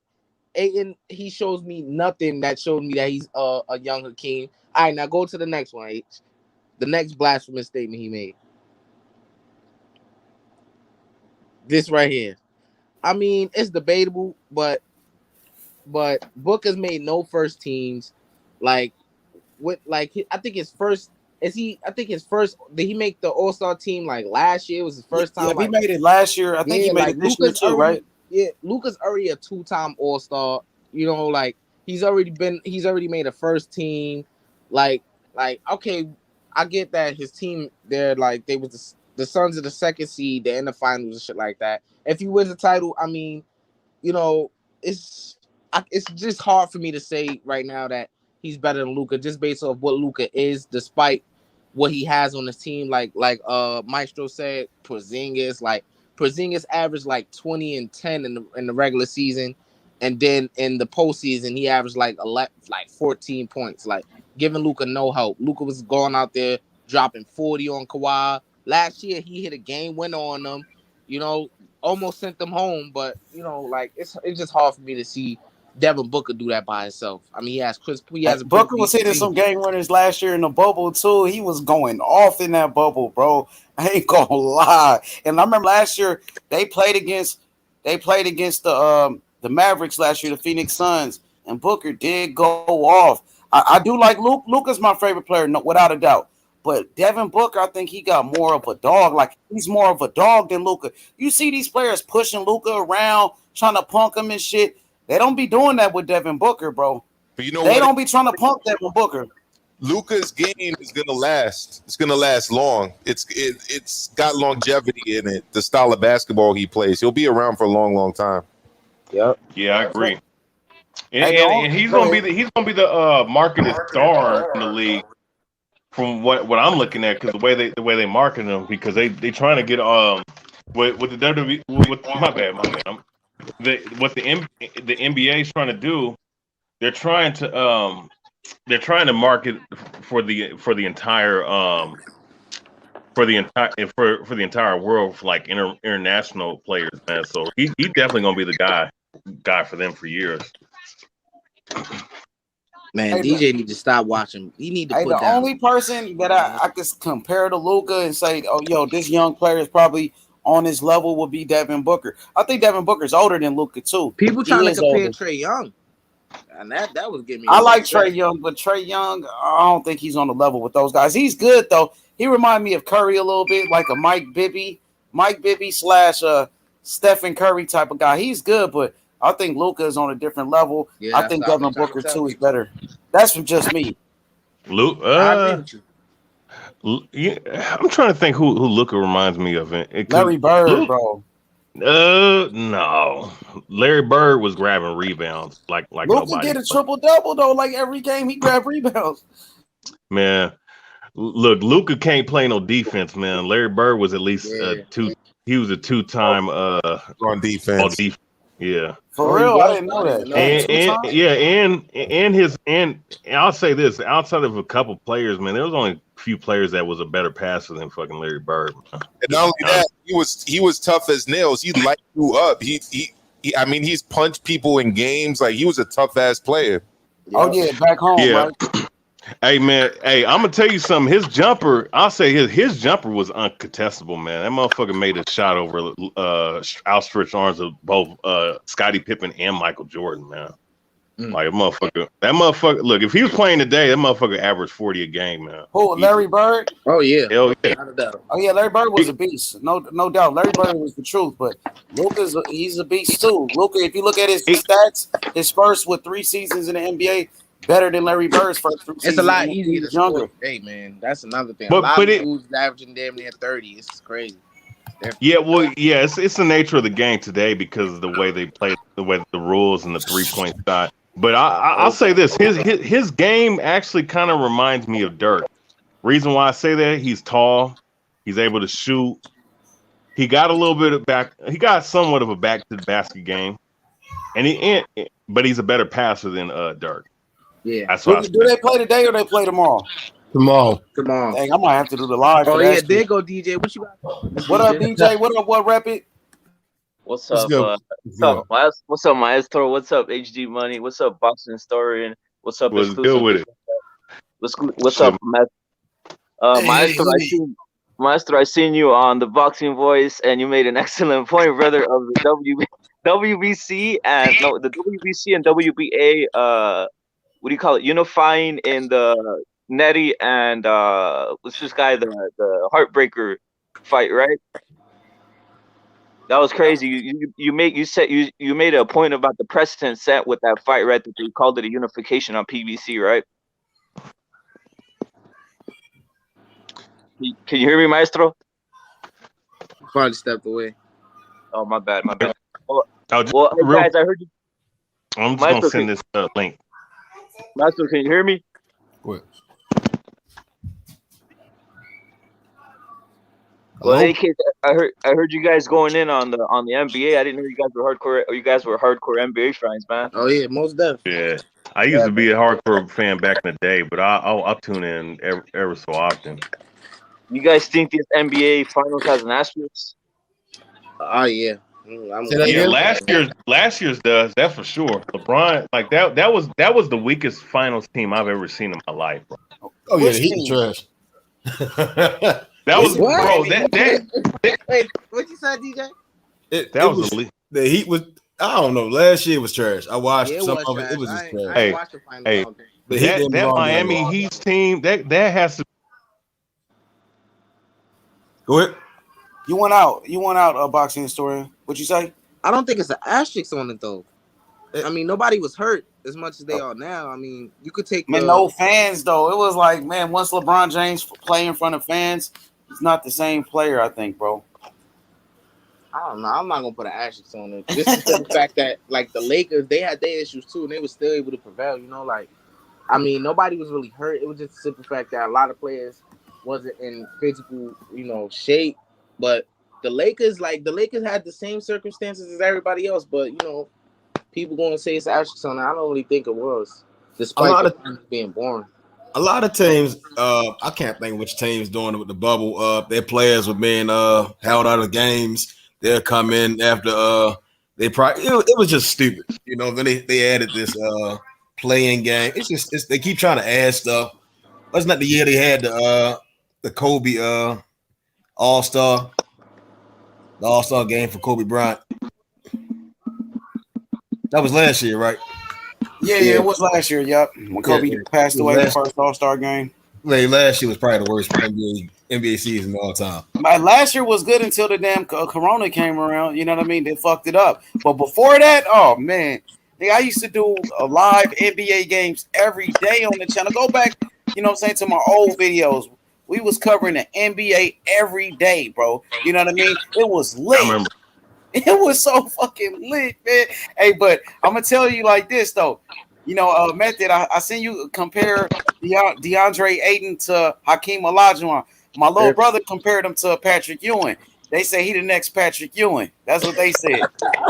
Hey, Patrick Ewing had a pretty fucking smooth 17-footer, bro. Hell yeah, that fadeaway. Yeah, he was nasty. And you know, I'm gonna tell you something. That they fucking rigged that fucking that draft pick, man, for the New York Knicks to get him, and they still couldn't win with him. Hey, who do you guys compare Zion to from the old school? You're like a Shaq or some shit. You know who he remind me of? Larry Johnson before the injuries, man. A power forward that, bro, the power forward that can shoot, athletic, and can run the floor and put the ball on the floor and dribble. He remind me exactly of Larry Johnson before he got them injuries, man. Yeah, man. UNLV, Larry Johnson. You can see all the explosiveness that Zion had, right? Hell yeah. I say Zion probably could get up a little bit higher, but they kind of remind me of each other. I think I think a lot of people have Zion overrated. I think I don't know. I don't see what most people see. He don't have the work ethic. Never see nothing. I don't see it. I just don't see it. I don't see. I think he's prone. Just for you. Hey, real quick. Hey, everybody in the panel, just real quick. I put the link in the chat, man. So, and the first fight just started with O'Malley Montahino, the two colored hair motherfuckers, man, in the bantamweight division. Yo, who's on the co-main boxing historian? Like the co-main event. Where forget their names. Let me go ahead and pull it up real quick. The co-main event's gonna be better than the fucking main event. I think that's my prediction. See, UFC 642, right? 264. Okay, yeah, Gilbert Burns versus Stephen Thompson. That should be exciting, man. Stephen Thompson, the karate fighter versus Burns. Last time I saw Burns, he got knocked out by Usman, right? Oh well, yeah. The Stephen Thompson, he fights in that damn karate style, point base, counter striker. Gilbert Burns, he's an explosive striker, but his whole game is based off of Brazilian jiu-jitsu. Tuvasa is fighting Greg Hardy. That's gonna be the third. That's gonna be the heavyweight bout. That one's gonna be a bar burner, man. Greg Hardy, he can show he can fight. He's powerful, explosive athlete. Of course he was a Pro Bowl defensive end with the Panthers. But I'm gonna say this though, Tai Tuvasi, he might be the hardest puncher in the heavyweight division in MMA right now, outside of Francis Ngannou and Derek Lewis. Hey, bro, the USA team played today. That's crazy versus Nigeria. Did y'all see that shit? Did they? Yeah, they did. I'm looking at it right now. They said a USA versus Nigeria, like the Olympic team. I didn't know that. They got Damian Lillard, Jason Tatum, Kevin Durant playing. Because they got the dude from the Miami Heat. What's his name? Steph Curry don't never be in it, man. Bam Adebayo's on there. Dang, that's crazy. The NBA finals are still going on, and they doing this. Well, I mean, H Money, who's your team? Who's your NBA team that you grew up NBA, for? that's a good question. Dang. Shit, my NBA team's Seattle Supersonics. Oh shit. Yeah, they strong camp. Camp. My team is the Dallas Mavericks. I'm a Luka Doncic fan. That's my favorite player. Every year, every 4 years, Curry rejects the Olympics, bro. Every 4 years, bro. Every time I be hopeful he joined, never, bro. Always rejects it. Pistons, man. Detroit Pistons. Oh, was it 03 Pistons? Which is crazy exclusive because you think he'd won an Olympic gold medal before he retired, right? Yeah, like I guess that's not one of his goals. I think he just want to win Stephen Curry? Yeah. He injury prone. Oh, he Nobody's never talking played in the about that, Olympics. DJ. You talking about Curry? He injury prone. He not But going. nobody's talking about that. You Nobody's gotta talking call about it. that. If he get hurt in the Olympics, his whole NBA season's done. Yo, imagine Curry on that's a that good way of Olympic. looking at it. Imagine Curry on that Olympic 3-point line. He'll just be killing those guys. Paul, Yeah, man, it's crazy. Paul George Oh, hasn't been the same ever since he broke his leg. I Yeah. don't think a lot of people really, when he dunks it, he's a little bit more timid. But He became more he's been timid. better. He's been better than what we expected he was going to be after that. He has. Yeah, he's not a bum. He just Yeah. a lot of guys get timid after certain injuries. Yeah, freak That injuries. happened anyway, though. 'Cause didn't Oh my God. Damn, this Yeah, I dude got getting I got one for you guys on about the NBA. Who would you guys take, Ben Simmons or Lonzo Ball? Lonzo. Oh, Ben Simmons. Give me Lonzo. Give me Lonzo. Yeah, I'm gonna take Lonzo. Yeah, I want to go. I love Ben, but I don't. Man, You don't even need Lonzo to score. Just let him pass. And he's done. I want to say Simmons, but the free throws are a big liability. Yeah. Oh man, he got saved by the bell. Oh my God, he got knocked down. He got put in the guillotine. Oh, he's still hurt. He's still hurt. Oh, the bell saved his ass, man. God damn. He was winning that round too. Yo, DJ, you gotta stop the LeBron hate, man. It's sickening. LeBron is probably the most overrated basketball player of all time. Yes, he is. Yes, he is. Yes, he is. LeBron, look, let's just keep it 100. LeBron, he's top 10. He's top 10, but his legacy ain't no better. That man is not top 10. That man is top 5. Period. LeBron is top 15, not top 10. Look, LeBron is in the same category as Shaquille O'Neal. He's in the same category as freaking Tim Duncan, Hakeem Olajuwon. All right. I got Magic. I'm gonna say this. I got Magic. I got Magic and Larry Bird over him because they did not flop in the finals, man. This dude has been a major flop in the finals. Argument. I was kind of going. This is the biased stuff I'm talking about. You can't compare Duncan to the Dream, bro. The Dream is like in a different category than Tim Duncan. I'm sorry. I have Hakeem. Oh well, yeah. No, the Dream. Well, no. To be honest with you, the Dream has a case. Let me say this. Y'all want to use flopping as your argument for why he's not a top 5 player? It's flopping, right? It's just that doesn't make any sense to me. I don't think LeBron is better than Tim Duncan. Overall, in my opinion. I'm sure great players before him have flopped. So I don't know if you guys like watch these games like with Larry Bird and Magic, but the media doesn't show us them flopping. Obviously, we don't have today. We don't have footage of these guys, but I'm sure they manipulated the rest because of their power and what their superstardom holds and the weight that holds in the NBA. I'm sure they flopped and manipulated the rest. Dennis Rodman was flopped.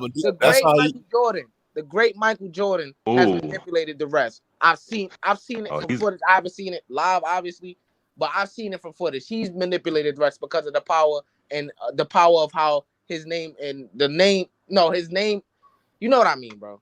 You know what I mean? Like his name holds weight in the NBA. Dennis Rodman, when they played with the Magic, when the Bulls played the Magic, you can see in those games, Dennis Rodman, it was a level of aggression, and he would flop here and there, but he still matched that aggression that Shaq kicked out. Man, Dennis Rodman shut down Shaq, bro. Every time Shaq was destroying. Shaq was destroying all them other big men, including Luke Longley. But when they put Rodman on him, Rodman shut his big ass down, dude. The crazy matchup was Shaq versus Hakeem in the finals, right? And Hakeem just tore him up to pieces. That was crazy. Boy, I'm gonna say this, Hakeem. Let's deal with Hakeem real quick. Hakeem Hakeem destroyed Patrick. He destroyed Shaq. He destroyed David Robinson all in one final series, bro, or finals, or in that, series. In the playoff series, man. So he had if it ain't Wilt Chamberlain, if it ain't Kareem Abdul-Jabbar, it's him as the best center of all time. It's one of those three. Yeah, Kareem is the best center in my opinion. He might be the best basketball player, to be honest with you. He might be because he was unstoppable.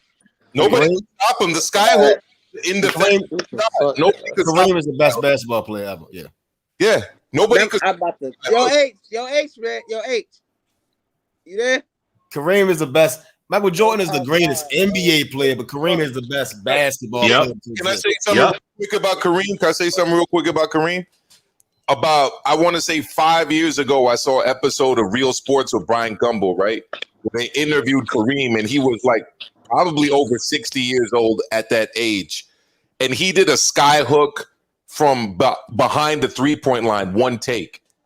That's how good he is. Even at that age, he could still do that. That shot, nobody could defend it. Bro, think of this. That shot, why you think of all these big men, these so supposedly athletic big men we have, which to be honest with you, they ain't even really, there ain't no big men in the league anymore. But let's just keep it 100. Nobody else ever developed that move.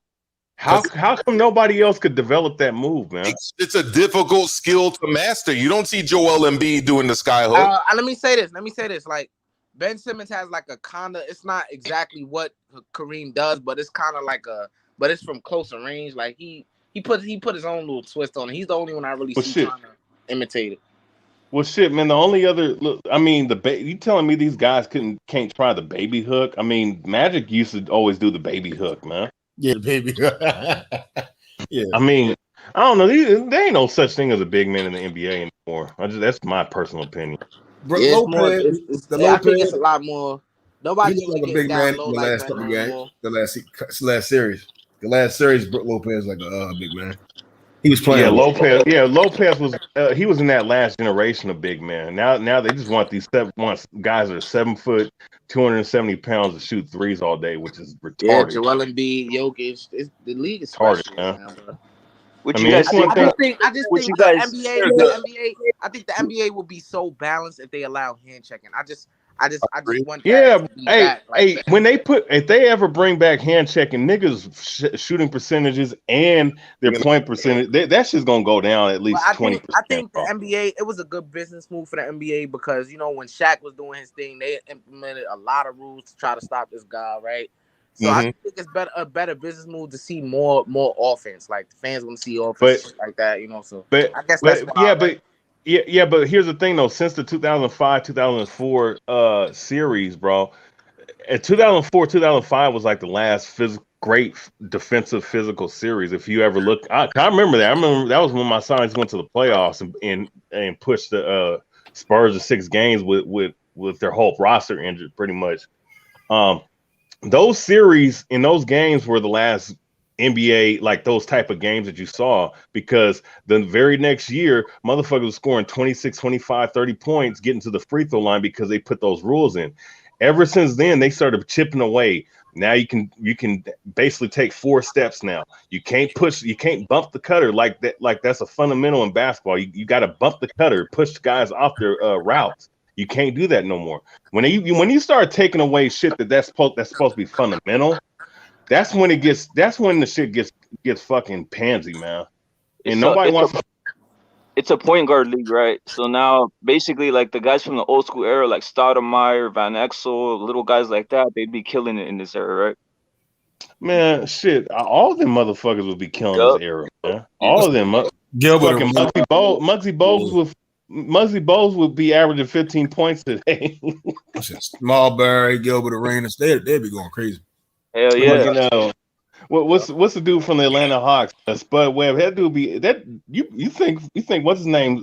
John Wall was something. Spud Webb would be doing the same thing if he had wide open lanes and shit. And John Wall, nothing that spectacular. He never really been. I think Bradley Beal has been the best player on the Wizards for the majority of the time they were together. I fucks with John Wall since his college days, man. He's a special player. He's athletic as shit. Don't get me wrong, but I don't think he's been better than Bradley Beal. Bradley Beal surprised me, to be honest, man. I really didn't think he was going to take it to this level, right? All of a sudden, he just upped it like 2-3 years. 2-3 years, he upped it to another level. I didn't think he had, bro. Bradley Beal needs to get traded. That's what he need to do. Yeah. I'm gonna say this, man. When you come to mixed martial arts, usually the bantamweights, the flyweights, and the lightweights, they usually bring the best fights, man. What weight class is this now? O'Malley and Mountain Hope. this bantamweight. What's his name? Amalio. He's the favorite because he's so longer. You know what I'm saying? But the other dude, the other dude, he just walking in right now. He's just walking in, catching jabs, leg kicks, body kicks, and shit. Look at his face. See, look, he ain't moving his head. He's just trying to, like, dude, if you're doing that, you should be shooting for a takedown. That, like, dude, you getting fucking outstruck on the feet. You guys read Coco the Don's comment. He said Kevin Johnson in today's NBA game. Woo! Hey, Kevin Johnson dunked on fucking Hakeem Olajuwon, boy. Yeah, that was wild. Yeah, I remember that shit. Kevin Johnson, hey man. Yeah, he was real good back in the day. They had a good team. They had Dan Marley on that team, Kevin Johnson. Bro, that Phoenix team, bro, how did they not win a championship, bro? They had 10 motherfuckers that was in double digits, bro. You had Charles Barkley, Thunder Dan. You had fucking Kevin Johnson. That was what, 93? That was 93. That was Green was on that team, wasn't it? No, I don't know. They had my guy Tom Chambers, former Sonic player. They had Tom Chambers on that squad, averaging 11 points. They had Richard Duke. You know why they won the championship? You know why? Fucking, I mean, yeah, Michael Jordan, the motherfucker the GOAT. Not no Kareem. I don't want to hear that shit. Shit, he's the reason why my Sonics couldn't beat the damn Bulls, man. Motherfucking. But you know what? The Bulls should have what they should have did was they should have fucking put Gary Payton on his ass. Oh, he's out of here. Oh, this dude's tough. O'Malley put hands on him, huh? Yeah, they gotta stop the fight. Man. He just walking into punches. Oh my god, man, that dude's face lit up, man. Coco said Danny Manning. Yeah, they had Danny Manning on the Phoenix Suns too. Oh, they had Danny Manning too. Oh my god, he's a great player. Hey, how the fuck they not had that? Hey, Danny Manning is still in my top 5 college players all time. Oh god, stop the fight, man. What the fuck? Hey, this dude still coming. How you taking this many head punches in a mixed martial arts? Like, how? Oh my god, this dude's face. Hey, he's eating punches. He's eating knees. He look like Nakatani, a punching bag right now, just getting tagged up. Hey, look at the significant strikes. He's landed 80% of his strikes, bro. 80%. He's a punching bag like Nakatani, bro. He doesn't know how to move his head. This dude ain't got no defense, man. Yeah, Nakatani got his ass for it, bro. Hey, what y'all thought about those fights yesterday, Maestro? What you thought about Jojo Diaz beating Javier Fortuna, bro? Hey, good job, ref. Oh, good job. Oh, he stopped. He was coming forward though. That's crazy. He kept coming. He beat the piss out of him, bro. That shit crazy. He was lighting his face up though with fucking uppercut. Look at that dude. He gonna feel like he probably shouldn't have stopped it, but he did the right thing. I think he did the right thing, bro. Because Shorty had no game plan at all. I don't know what he was doing. He kept coming though. He never went down or anything. That's kind of crazy. They stopped it. It sound good until his face like it's smushed in. Like I don't know. Hey, boom. Hey, that jab was there all day. My dude was boxing on the outside. Hey, that was a stiff jab right there. You can't lie. He was just boxing on the outside, just picking this dude apart. Like, yeah. And they try to compare this dude. They try to compare O'Malley to Conor McGregor. I've seen people compare him to. No, he got a man bun. I don't know, man. He got that man bun purple hair, man.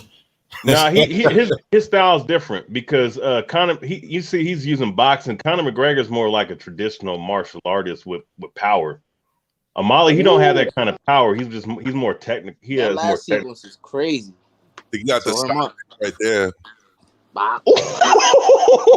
Hey, that uppercut was oh shit! He was putting hands on him. Damn!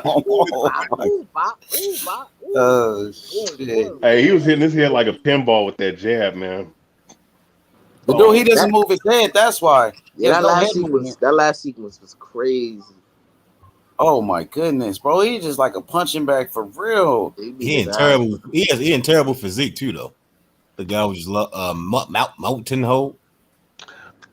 Like he just came out the couch. Probably Martino, like he just came out the couch. Now it's probably just like most dudes just don't, have the like athletic body build. It's just like that sometimes. I think Yeah, most some guys be like that though. Most Some, MMA guys are built that way. They don't really have that boxer's physique. Well, see, it's not so much the boxing physique. It's just some guys just don't have like, because you got guys in boxing that they don't have the physique. Like Miguel Cotto, his physique Yeah, he never really had wasn't good, but he definitely he had condition to fight all 12 rounds. Right. Yeah, I think Cotto kind of was like a nat. That might be the part because MMA fighters, they do fight more so. I would say, and then they fight close to that natural weight class. Boxers, they do a lot of weight cut. I'm gonna tell you, I'm gonna say this. You think boxing does it bad? MMA, these niggas in MMA do it worse. I'm gonna tell you why. Like I gave an example a couple weeks ago. Anthony Joshua, man, like he should be fighting at the weight class I'm trying to fight at, which is 205, man. Motherfucker's 223 pounds, cutting to make 170 back in the late. Yeah, that's what he was doing back in the old UFC days back in 2009, 2010, 2011. He was cutting to make welterweight, and he was fucking light heavyweight. That's Weiss and Jury. Where my guy Weiss and Jury at? Y'all remember him? Y'all ever see him come through in the chat? Who? Weiss and Jury. Like, I think that's his way of trolling Tyson Fury. His name Weiss and Jury. Hey, Tyson Fury is a good example though. A motherfucker can box all 12 rounds, and his physique is shitty, man. Yeah, absolutely. Yeah, I think the only time his physique really looked like something was when he was on that wild boar meat. Go back into the olden days, even like Larry Holmes was never like super cut up, and even Ali at the end of his years was like in his second run wasn't always the most cut either. Not you know what? Another one, Lennox Lewis. Yeah, but they weren't like, in the house. Like high work rate fighters. They kind of it's good. There goes Max. They fought behind the jab and they paced it. Max Holloway. His girlfriend is pretty as hell too. Y'all see Jake Paul new chain? Oh shit! What's his name? The dude from the Patriots, Robert Kraft. Y'all see Jake Paul new chain with Conor? Yeah, I saw it. He trolling the hell out of Conor. That shit is crazy, bro. I tried not to Hey man, Conor. Hey man, I ain't gonna lie, man. Every time I went to the bar to go see this motherfucker's fights, man, be hella Irish people up in there, man. Motherfuckers, they be so happy. They got their hero, Yeah, them same people be cheering on Canelo and shit, thinking he Irish and shit. He really Mexican. Shit is crazy. Well, shit. I mean, the motherfucker do look Irish. Motherfucker redhead, even though.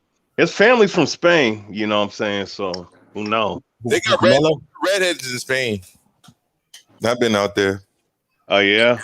Yeah, they do. They've even had athletes that kind of look like Canelo, like that play soccer for them and stuff. Yeah.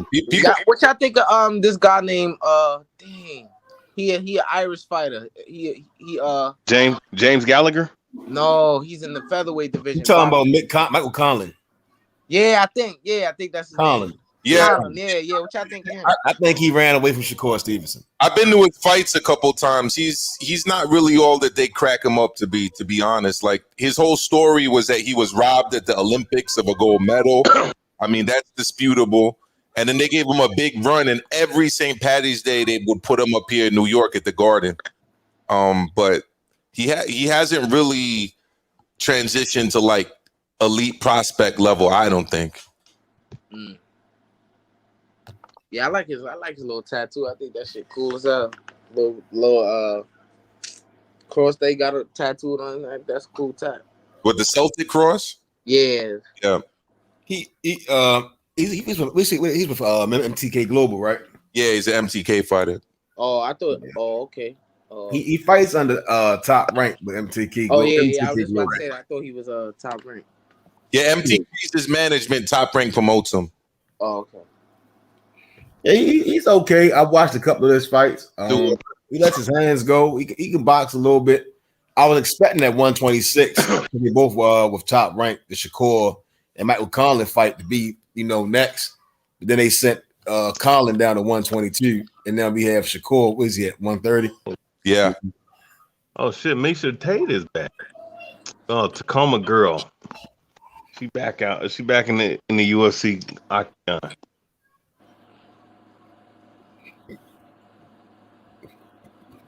I don't. This it's Islam Makhachev, Thiago Moises. Oh, Tiago Moises. Yeah, I don't know. Some of these fights on as a trap. I mean, I'm sure. I think for the casual UFC fan, but if you, I don't know. Yeah, I'm a casual. Yeah, well, see, you know what it is. The only two I see on here that I recognize is Jeremy Stevens and Misha Tate, because she's from Tacoma out here. But you know what it is. What I'm seeing a lot, which MMA is a global sport, but I think UFC is finally, you know, they're realizing that the global market is what's gonna fucking sustain the UFC. You know what I'm saying? So I think they're them promoting guys like you know, promoting these people, especially what I've noticed, a lot of these Eastern European fighters, they've been promoting a lot of these guys because they want to tap into everybody's market. So, you know, I'm so casual, man. I would love to see Brock Lesnar back in this shit, man. Hey, my guy right there. Well, you know what? I'm gonna say this. You know, look, I wanted to Brock. You know, at first, you know, Brock Lesnar, I thought he came out cocky, but I wanted to see him really be successful because he's so, bro. His athletic attributes were so fucking nasty, man. Crazy, The bro. motherfucker had a 35-inch vertical on a 300 pounds. What did he run in his NFL combine? And 5.46. He ran a 4.6. Yeah, his NFL combine workouts were the same as Mario Williams, the Pro Bowl defensive end from back in the day. Yeah, Brock Lesnar. See here's the story about Brock Lesnar. What it was with Brock Lesnar. I mean, we know about him being the 2000 NCAA Division I amateur wrestler. We know about his athletic feats that he accomplished in the WWE. Motherfucker was freaking nature. But the problem with him was that he didn't learn how to strike. He didn't learn how to box. He didn't learn how to kickbox, to be honest. He was I mean, he did knock out what's his name? Damn, what's his name? Randy Couture didn't knock him out. Yeah, but he did it. Yeah, but he ground and pound him. That's a different type of knockout. I mean, he dropped him before that, right? Yeah, but Randy Couture is like 45 years old, and Randy Couture is not. I mean, he's more of a dirty box. He's more of a guy in the clinch that'll punch you, elbow you. But Brock Lesnar, see, like what it was, Dana White. What he should have did was he should have let him develop over 7 or 8 fights. You know, get to like 8-1, 8-2, then try to have him go up and fight the top competition. You know, what they did was they thrust him in there because there wasn't really too much competition. He won the title. Okay, that's good. But he wasn't able to sustain it because he didn't become a complete mixed martial artist. That's why when Cain Velasquez came in, you know, I predicted. And also he was battling the diverticulitis thing, the stomach disease thing. Yeah. Well, I walk away from his title. He wanted to finish it, so that was on him. That could be that was the problem too.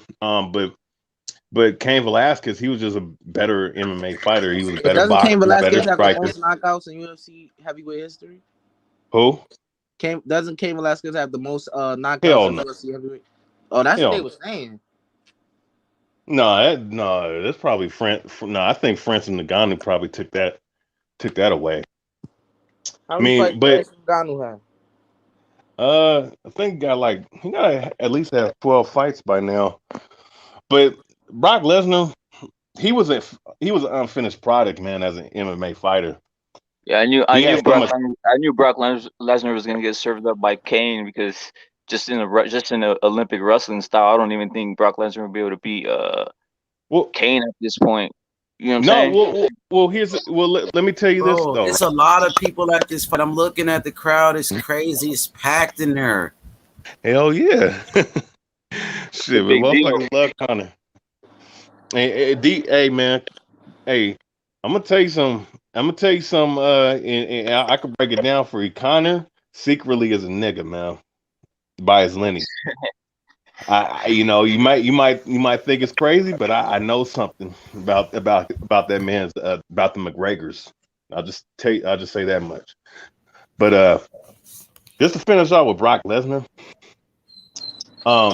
you know, there was a wrestling coach at the gym I was training at. He was talking about how him and Kurt Angle just went on the mat and just wrestled, and Kurt Angle was fucking outdoing them and outclassing them. That's a gold medalist right there. Yeah, Kurt's a beast, man. Kurt's a beast. Yeah. At Grego, he's a beast, man. Yeah, and you know, you gotta think he's giving up at least Brock's peak was only the collegian level, so it's like, you know. right. See that, and that's why, man, like different. That's why wrestling, man, you know, it's different. You know, there's different levels to it, and you know, Which Kane, wrestling? You talking about Olympic wrestling or WCW, WWE? Oh no, I'm just talking about regular wrestling because that's what they were doing. They were just on the mat trying to wrestle and shit.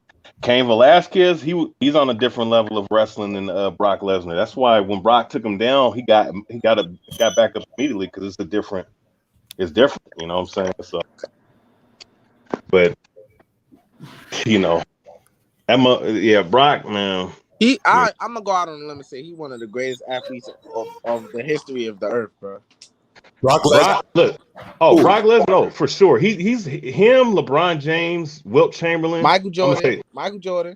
I got a guy who's a freak. I got a guy who's a freak athlete in the UFC. Yoel Romero. Check this out, though.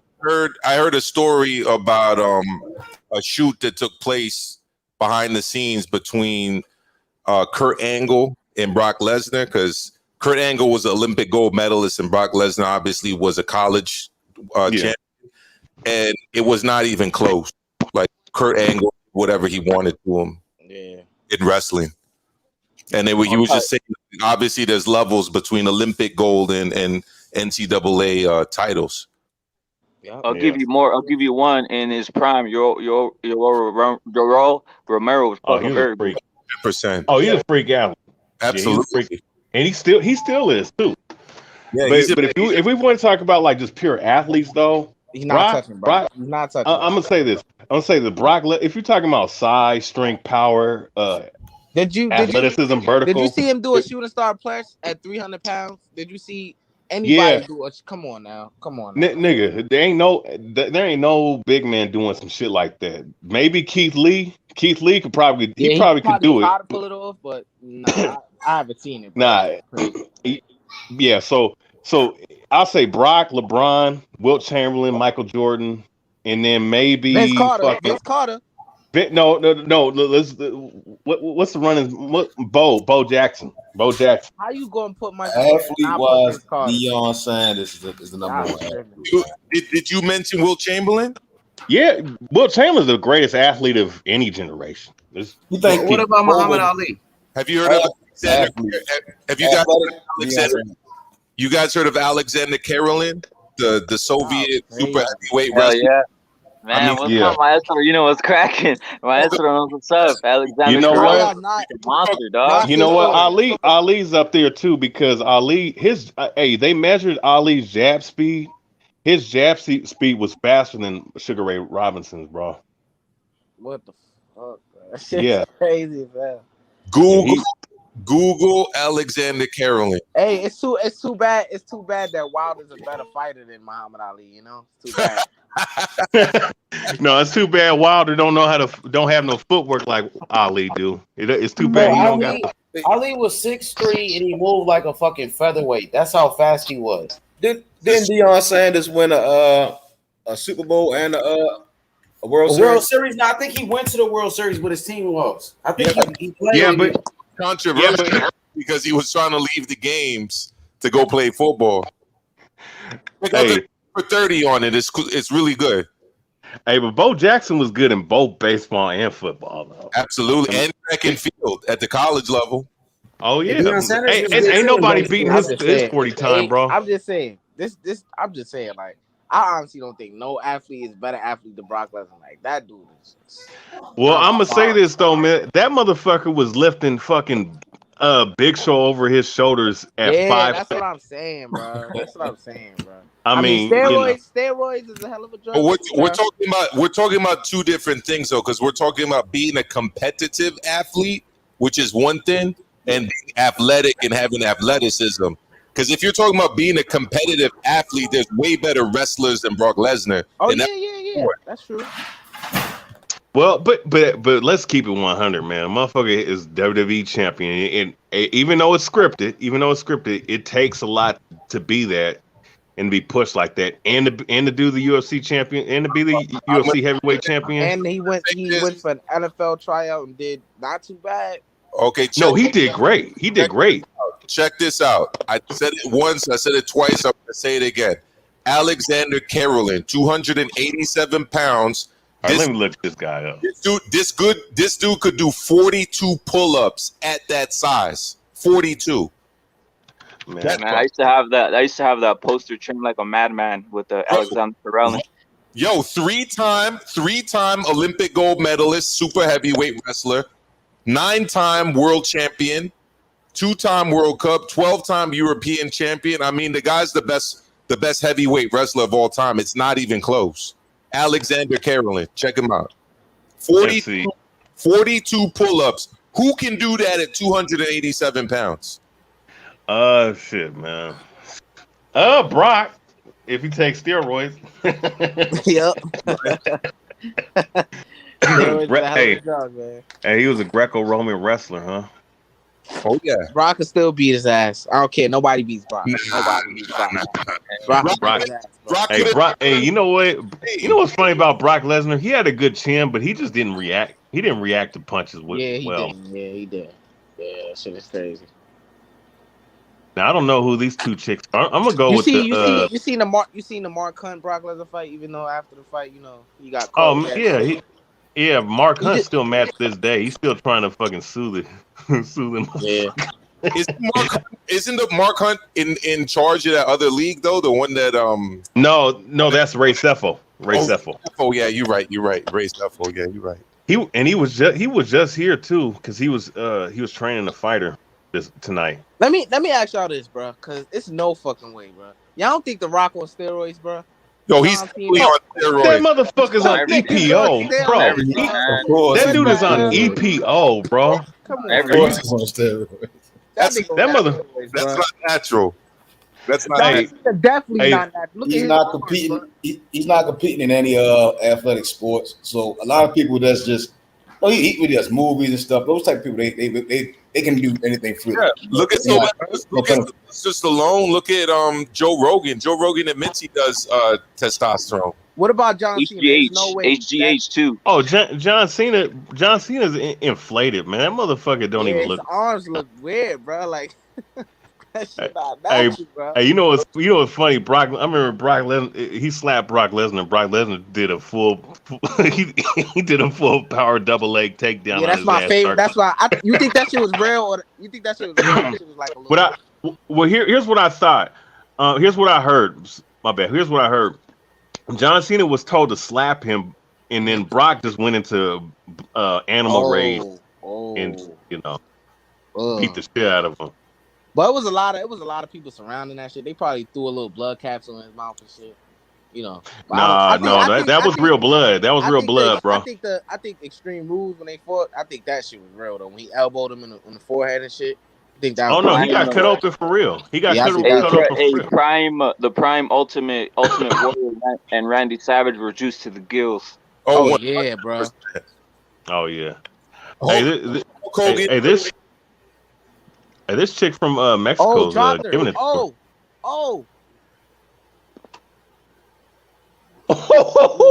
was a chick. Oh, she's in the guard now. She's in the guard.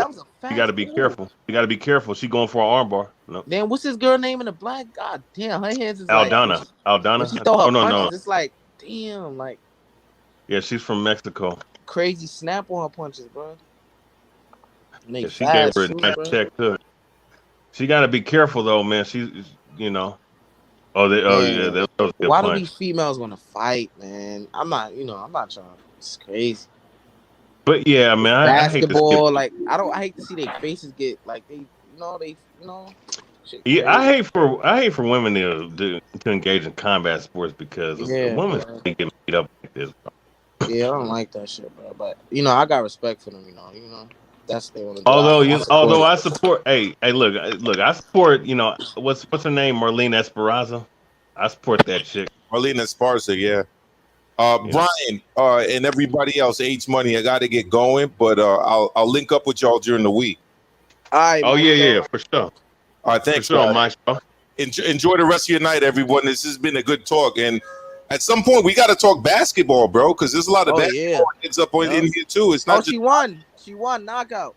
Oh yeah, Julia that's over. Black. Is she a beast? And she pretty tall. She must be like 5'6", 5'7". How Yeah, she many tough. fights to McGregor, guys? I think he got like over 15. No, he got over. He got at least about 20. Yeah, 22-5. Who the fuck he lost? Who did he lose to? He must have lost in like his first couple fights. I think Okay, so like it's no so dispute that. Okay. just real quick, the next fight's gonna be the heavyweight fight with Greg Hardy and Tai Tuivasa. That's gonna end pretty quick. That's gonna end probably like this first two rounds. Somebody gonna get knocked out. And she put feet, elbows, hands all over this girl, man. Oh man. Hey, that chick Irene Aladana from Mexico. She's 5'8". She's pretty tall. She's pretty tall for the bantamweight division. Dang, bro, she got her ass beat, bro.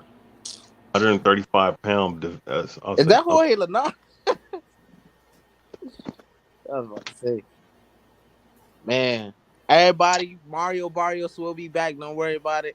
He gonna be champion again. Feel me? Don't even stress it. You feel me? You know, Tank. You know Oh yeah, let me look. It just wasn't his night that night. You feel me? It's all Mario good. Barrio. We gonna be Mario back. Barrio. We gonna be back. H no. He the real deal. Mario Barrios, the real deal. The next Oscar De La Hoya. Let's go. Get the fuck out of here. Let's go. The next That's my guy, Oscar. man. That's my guy, man. He tried his best, you know. Little dude, He's game. He's just not on the level.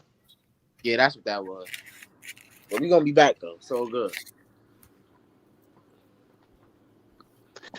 She got 7 wins by knockout. Yeah, I wish I understood this a little bit more. Like, you know, I understand it, but it's like I'm a casual, so I want to say something like I think I know what I'm talking about, and I don't. Cause you feel me? I tend to attack casual boxing fans. So for me being a casual UFC fan, and I say something, I wouldn't be mad if somebody say you don't know. You know what? They should put boxing should put women with smaller gloves, man, to make it more exciting. Because I noticed the knockout. Yeah. What size of gloves do they wear? 6 ounces? Something like that. He looks big on them every time I see a female fighting. Right? They look like they're wearing it looks like a kid wearing those big old oversized gloves.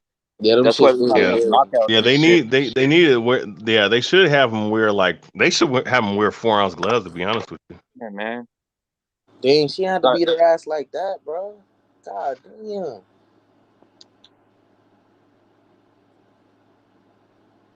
Some of these girls have some pretty high knockout rates in the UFC, bro, and in the boxing, you see they just like they take the hits and it's like nothing's going on. Yeah, like Estrada, man. Estrada. Yeah, how does she do? How does she doing? I want to ask. How's she doing last fight?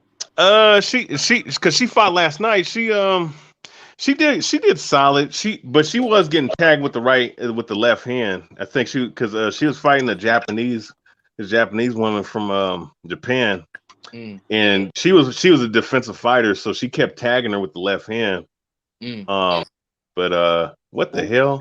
Travis Travis Barker. Nasty ass motherfucker. That shit crazy. Oh, the Cleveland Brown players, huh? I don't see nobody I'm really interested in seeing here. Oh, there goes Randy Couture. Oh, they got Chuck Liddell. Chuck Liddell always at every fight. Oh, my bad. At this point, I think he has no life, bro. Chuck Liddell. Oh, Dave Chappelle, let's go. Wow, Conor really could get. He brings out the stars, dog. Yeah, man. Yeah, they got. What the fuck, bro? This guy, man. Man, where the?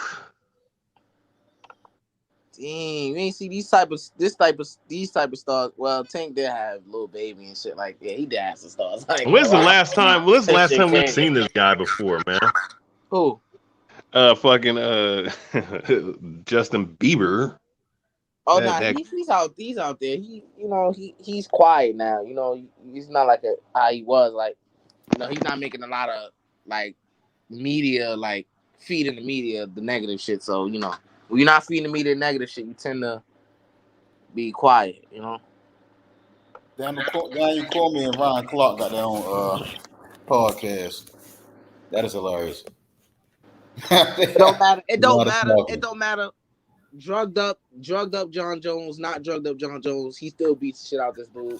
So I feel like people need to get off that because he can't fuck with John Jones no matter what. You feel me? John Jones sent him home crying and shit.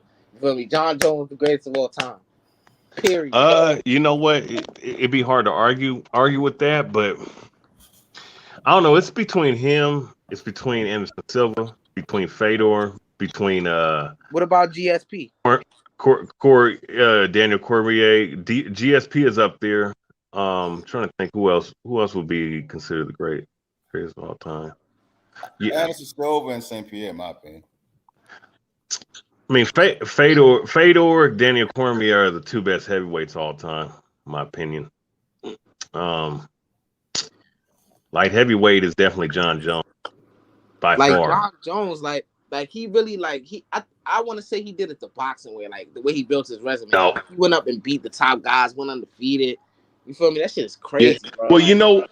Well, here's the thing about John Jones. I mean, he's when he was coming up, just based off his ability, as a striker and a grappler, I compared him from a boxing standpoint to Roy Jones because that's because he was so unorthodox. Because what he is, he was quick, he's long, he's lanky, he's athletic, and he's fast, and he's so creative, and he does a lot of unorthodox things, kind of like Roy Jones, just from grappling, striking. I like his like side kicks to the side of the knee and his that's from some. Wait, God. Yeah, that's from Savat right kickboxing. Yep, they're fighting right now. No. John Jones ain't on the card. Yeah. Oh, okay. Damn. But no, he does. Yeah, those side kicks to the knees, to the thigh. That's from a kickboxing style called it's from France called Savat kickboxing. And some of those kicks are banned in certain kickboxing competitions because you can fucking end somebody's career. Yeah, these dudes look super heavyweight. They big as motherfucker, bro.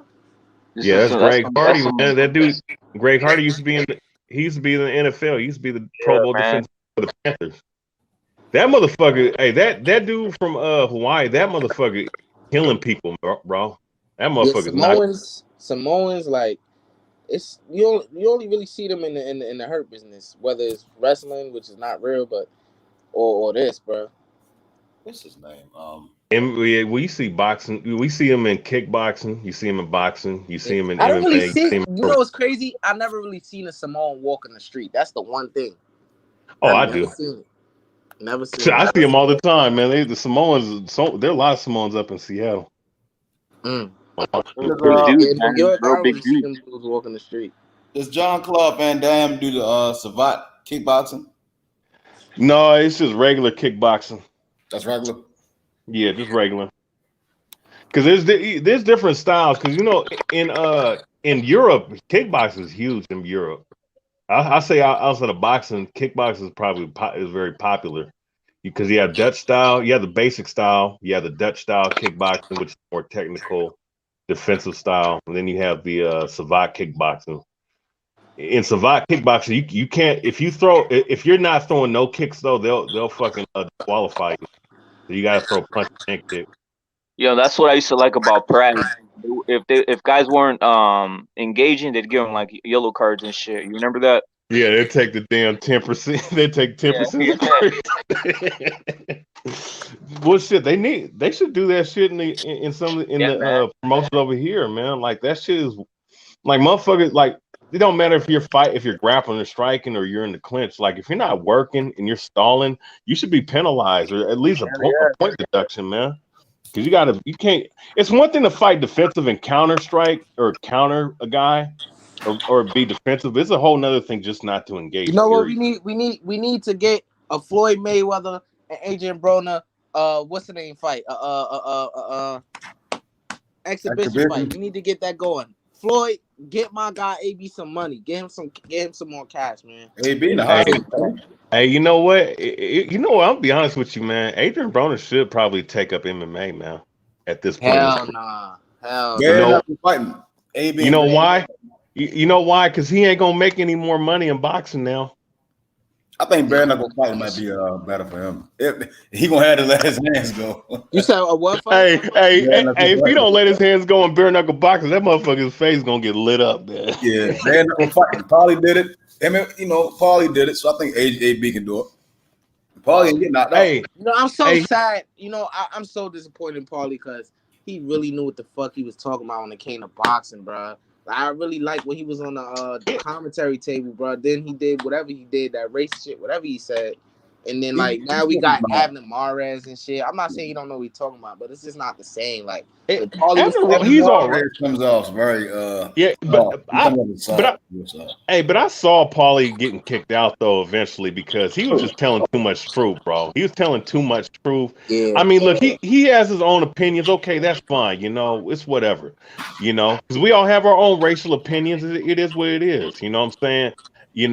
But my thing is he told too much truth. And I remember predicting this 2 years ago. Don't be surprised that motherfucker goes missing one day, man. You see when he got slapped by some YouTuber dude, bro? Slapped the fuck out of him, bro, with powder in the back of his neck. Shit crazy. Oh, yeah. YouTube is losing their damn mind. That's why. Shit crazy. Because Paulie called him out, and the dude showed up, I guess, at a fight that Paulie was calling. Put some powder on his hand and slapped him on the back of the neck, bro. YouTube, they thirsty for that clout, Yeah, we need to get Jake Paul versus AB. AB versus Jake Paul. Let's get it. Jake Paul versus Jake Paul need to fight somebody his size, man. He gonna get his ass whooped by Tyron Woodley. I think Tyron Woodley. I think he believes that this guy a real threat, right? I think he gonna come to beat this dude ass, but he training with Floyd. That's the right step right there, especially being that if Woodley can hurt him, then yes, I think Well, I think I'm gonna say this. I mean, I know it's different. Boxing's a little different. I know boxing's a little bit different, but he still got power in his right hand. He got power in his right hand. I want to see if that's right. If Woodley can knock him out. He'll make a statement.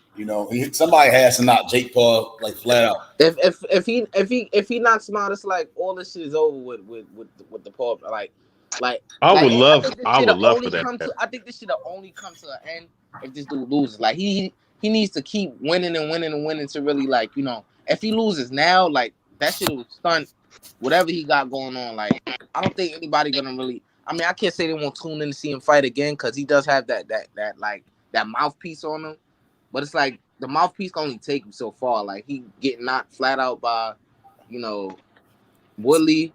Trolling. He don't really got a mouthpiece. He just troll. He just say anything out his mouth. I don't know what it is. We live in an era where it's cool just to say anything. You don't even have to make sense. And people enjoy that stuff. Let me say this because I've been thinking about this fight for a long time. What y'all think a fight versus a Tank versus Maidana fight? Sexy as hell, boy. Who? Tank versus Maidana, prime for prime. What y'all think about that fight? Tank. That'd be a good fight, man. That'd be a good fucking fight. At 140? I think Maidana's too big, bro. It depends on the weight. He's too big, I think. Yeah, Maidana, man, and you gotta think Maidana could take a punch, bro. Yeah, right. And I don't think Tank would have ever faced someone that hits as hard as Maidana either. Only reason why Floyd wasn't able to get dropped by Maidana is because Floyd's defense. One thing beautiful about Floyd's defense is he knows how to fucking even when he gets hit to take away a little bit of leverage off a guy's powers. It's like I don't know. It's something about him. Let's not say that Floyd didn't have a chin because he did, man. That's one thing we don't give. Oh, he got a chin. Oh, he has a Yeah, very good chin. Yeah. Maidana hit him on a button. Maidana could have dropped him right there, but that round, Floyd is just a lucky motherfucker, bro. The problem with Floyd, I think, with fighters when they fought Floyd, they always probably landed just one punch. It was never like 2 or 3 punches put together. You know, I think if Maidana would have landed a right hand and a hook, Floyd would have been gone. Well, Oh yeah, yeah. Corley, they chop Corley. If fighters, I remember that fight. I remember that fight. Chop was landing some bombs, right? Yeah, you got. Hey, you know what's funny? Every black fighter Floyd ever fought, even if they were C level, always gave him a good fight. Isn't that weird? It's because of it's just. It's yeah, like Zab was beating his ass until he got tired, bro. It's a different. It's a total different fight. It's hard to explain. Right. Man, my hey, real quick, this about to be a bar runner fight right now. My uncle Zab Judah was beating Floyd ass until he got tired, and he dropped him. And he dropped him. My uncle Zab Judah, yeah, facts. Hey, okay, so in this fight right here, man, Hardy need to land bombs on the outside because if he let Tuesday land one of them right hands, it's over, man. But Hardy, he got power too. He just got to use his athleticism. He got to use his range. Gotta have power.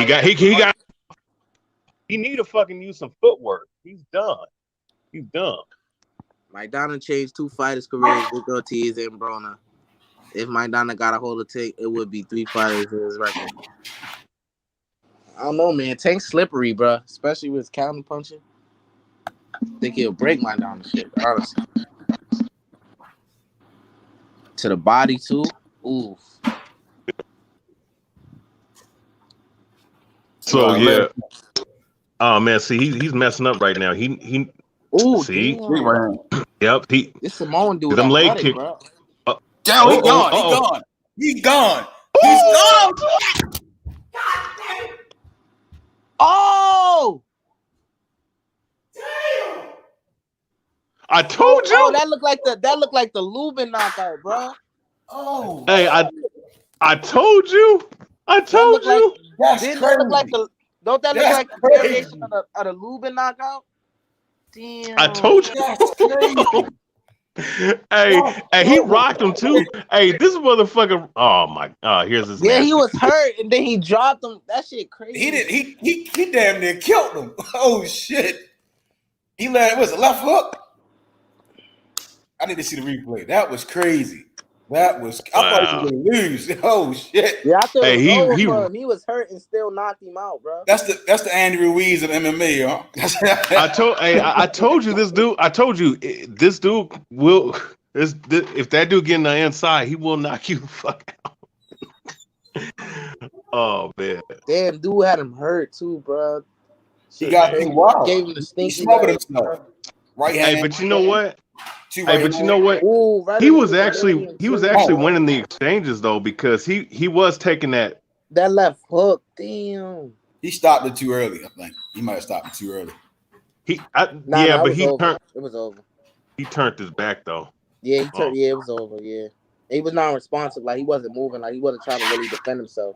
He got stuck in a defensive posture, like with his hand up, but he wasn't really aware of what was going on. He was done. Man. That's crazy. Damn, the Rock cousin just knocked out this dude, bro. Shit crazy. I think all Samoans related. They all they all just got that dog in them, bro. No matter what sport it is, bro. That's what boxing needs. Boxing needs more of these going on. We need to see more of this in boxing. Hey man, was it dude, David Tour wasn't he Samoan? Yeah, he was. Oh, he was Samoan. Yeah, he had one of the most monstrous left hooks you'll ever have, man. Yeah, I would love to have seen him versus Mike. I like to see identical styles go against each other. He might have knocked Mike Tyson out, yo. Oh God, DJ, what's wrong with you, bro? He might have knocked Mike out. Mike Tyson. Nah, I think it would have been a good fight, but I think Tyson would have landed them body shots. It would have been over in the fourth round. I see. I don't know. Tua had a good. He should have body shots. Chin wise, Tua had a great chin.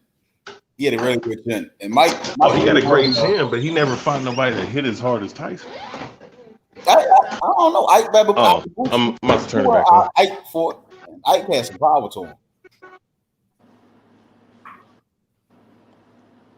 Yeah. I want to see James Toney versus Mike. I want to see that shit. Hey, nah. I wish they would have did Roy Jones versus Mike back in the day, bro. You know, back in 2002, 2003, that would have been good. Nah, Mike would have got him, bro. I'm hearing that Mike was pulling his punches in the what's the name fight in the exhibition. Both of them pulled their punches. Both of them. You can see Roy pulling his punches. Yeah, because he wasn't trying to get hit. He was. He ain't know what type of Mike was coming that night. He never really threw that right hand. It was there. He wasn't trying to commit because you're gonna get caught. I don't know, Mike. I don't know. He was off a step too, though. Mike Tyson. He's smoking them tweeds and everything. Putting that shrooms up in him. Yeah. He probably was on that shit that night. Yep. Motherfucker said some crazy shit at the conference.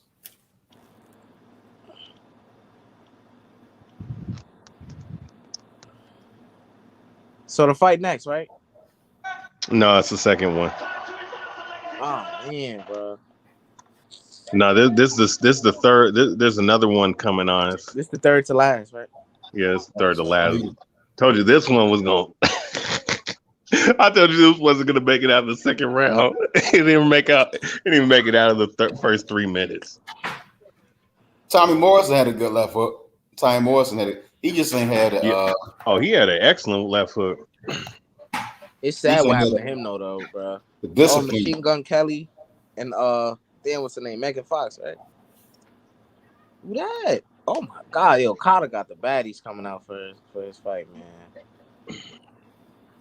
Man, who this dude?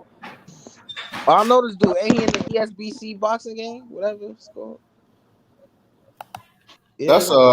That's the chef. What's his name? That's the rapper chef. Yeah. I don't know. Who want the jersey on? I can't think of his name.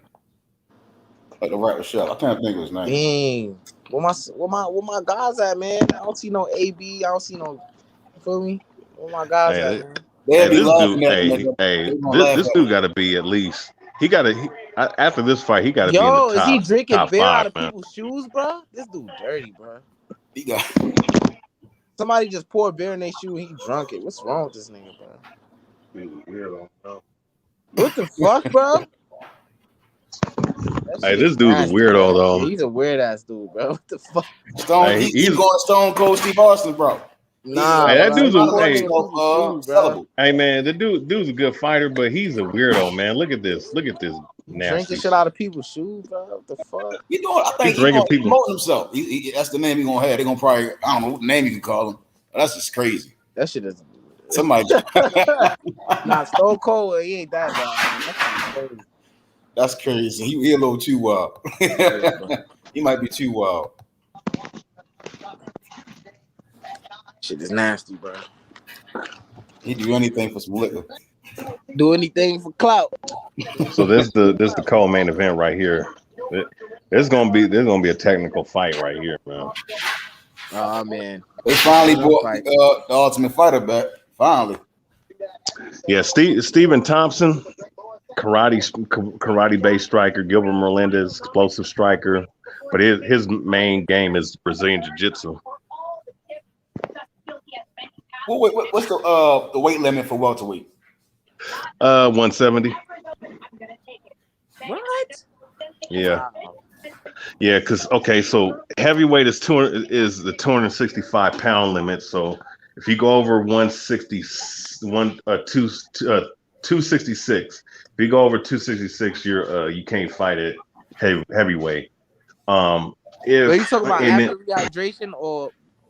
Yeah, no. They do day before weigh-in, so. Oh. So light heavyweights 205, middleweights 185, light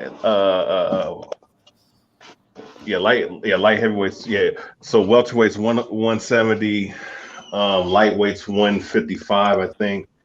145 is featherweight. Trying to think.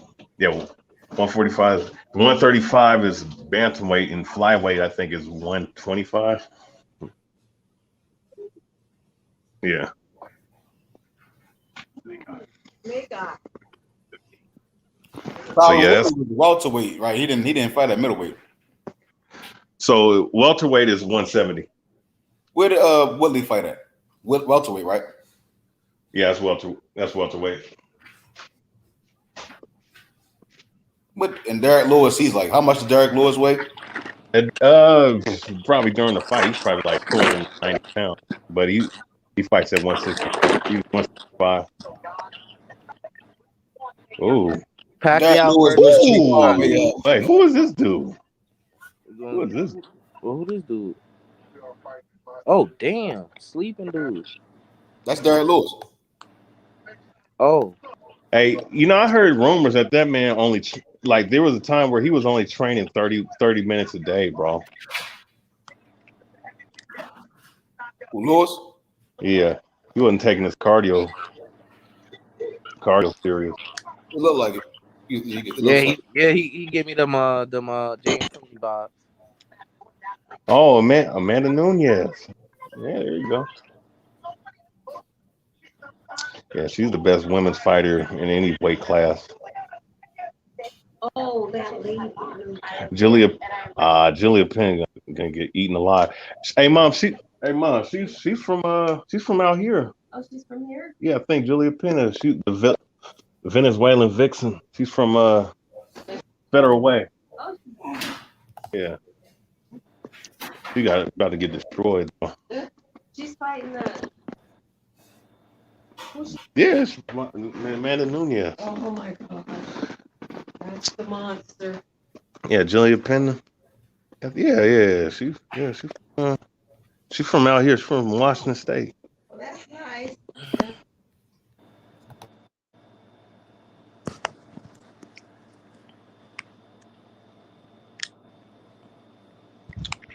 Dang, are we ever gonna get to the main event? Fuck this fight, bro. I'm on my character shit right now. Well, this next fight is gonna be really good though. Who do you think is gonna be the next pay-per-view star after Conor? Because it ain't really much. After Conor? Yeah. Man, they're gonna have to find some. That's why they gotta find the international fighters, man. Because that's why boxing. That's why, man. I think that dude, that Inoue from Japan. That's why they needed. That's why you probably need to search for guys outside of United States. Because obviously, after the Floyd Mayweather fiasco, ain't nobody gonna watch ain't gonna be watching no American fighters anymore. I mean, look at Tank. He got those 250,000 pay-per-view buys because of Floyd Mayweather's promotion. Yeah, that is true. Yup. I think if Teofimo was in the same position as him, being undisputed and all that shit, knocking dudes out, like he has some real knockout, I think he would be what Tank is right now too, as far as pay-per-view stardom and shit like that. Yeah, I think That's what I always say. But see, Teofimo. Time out. Let me correct myself because I always make this mistake. My fault. Sorry to cut you off. He's not undisputed.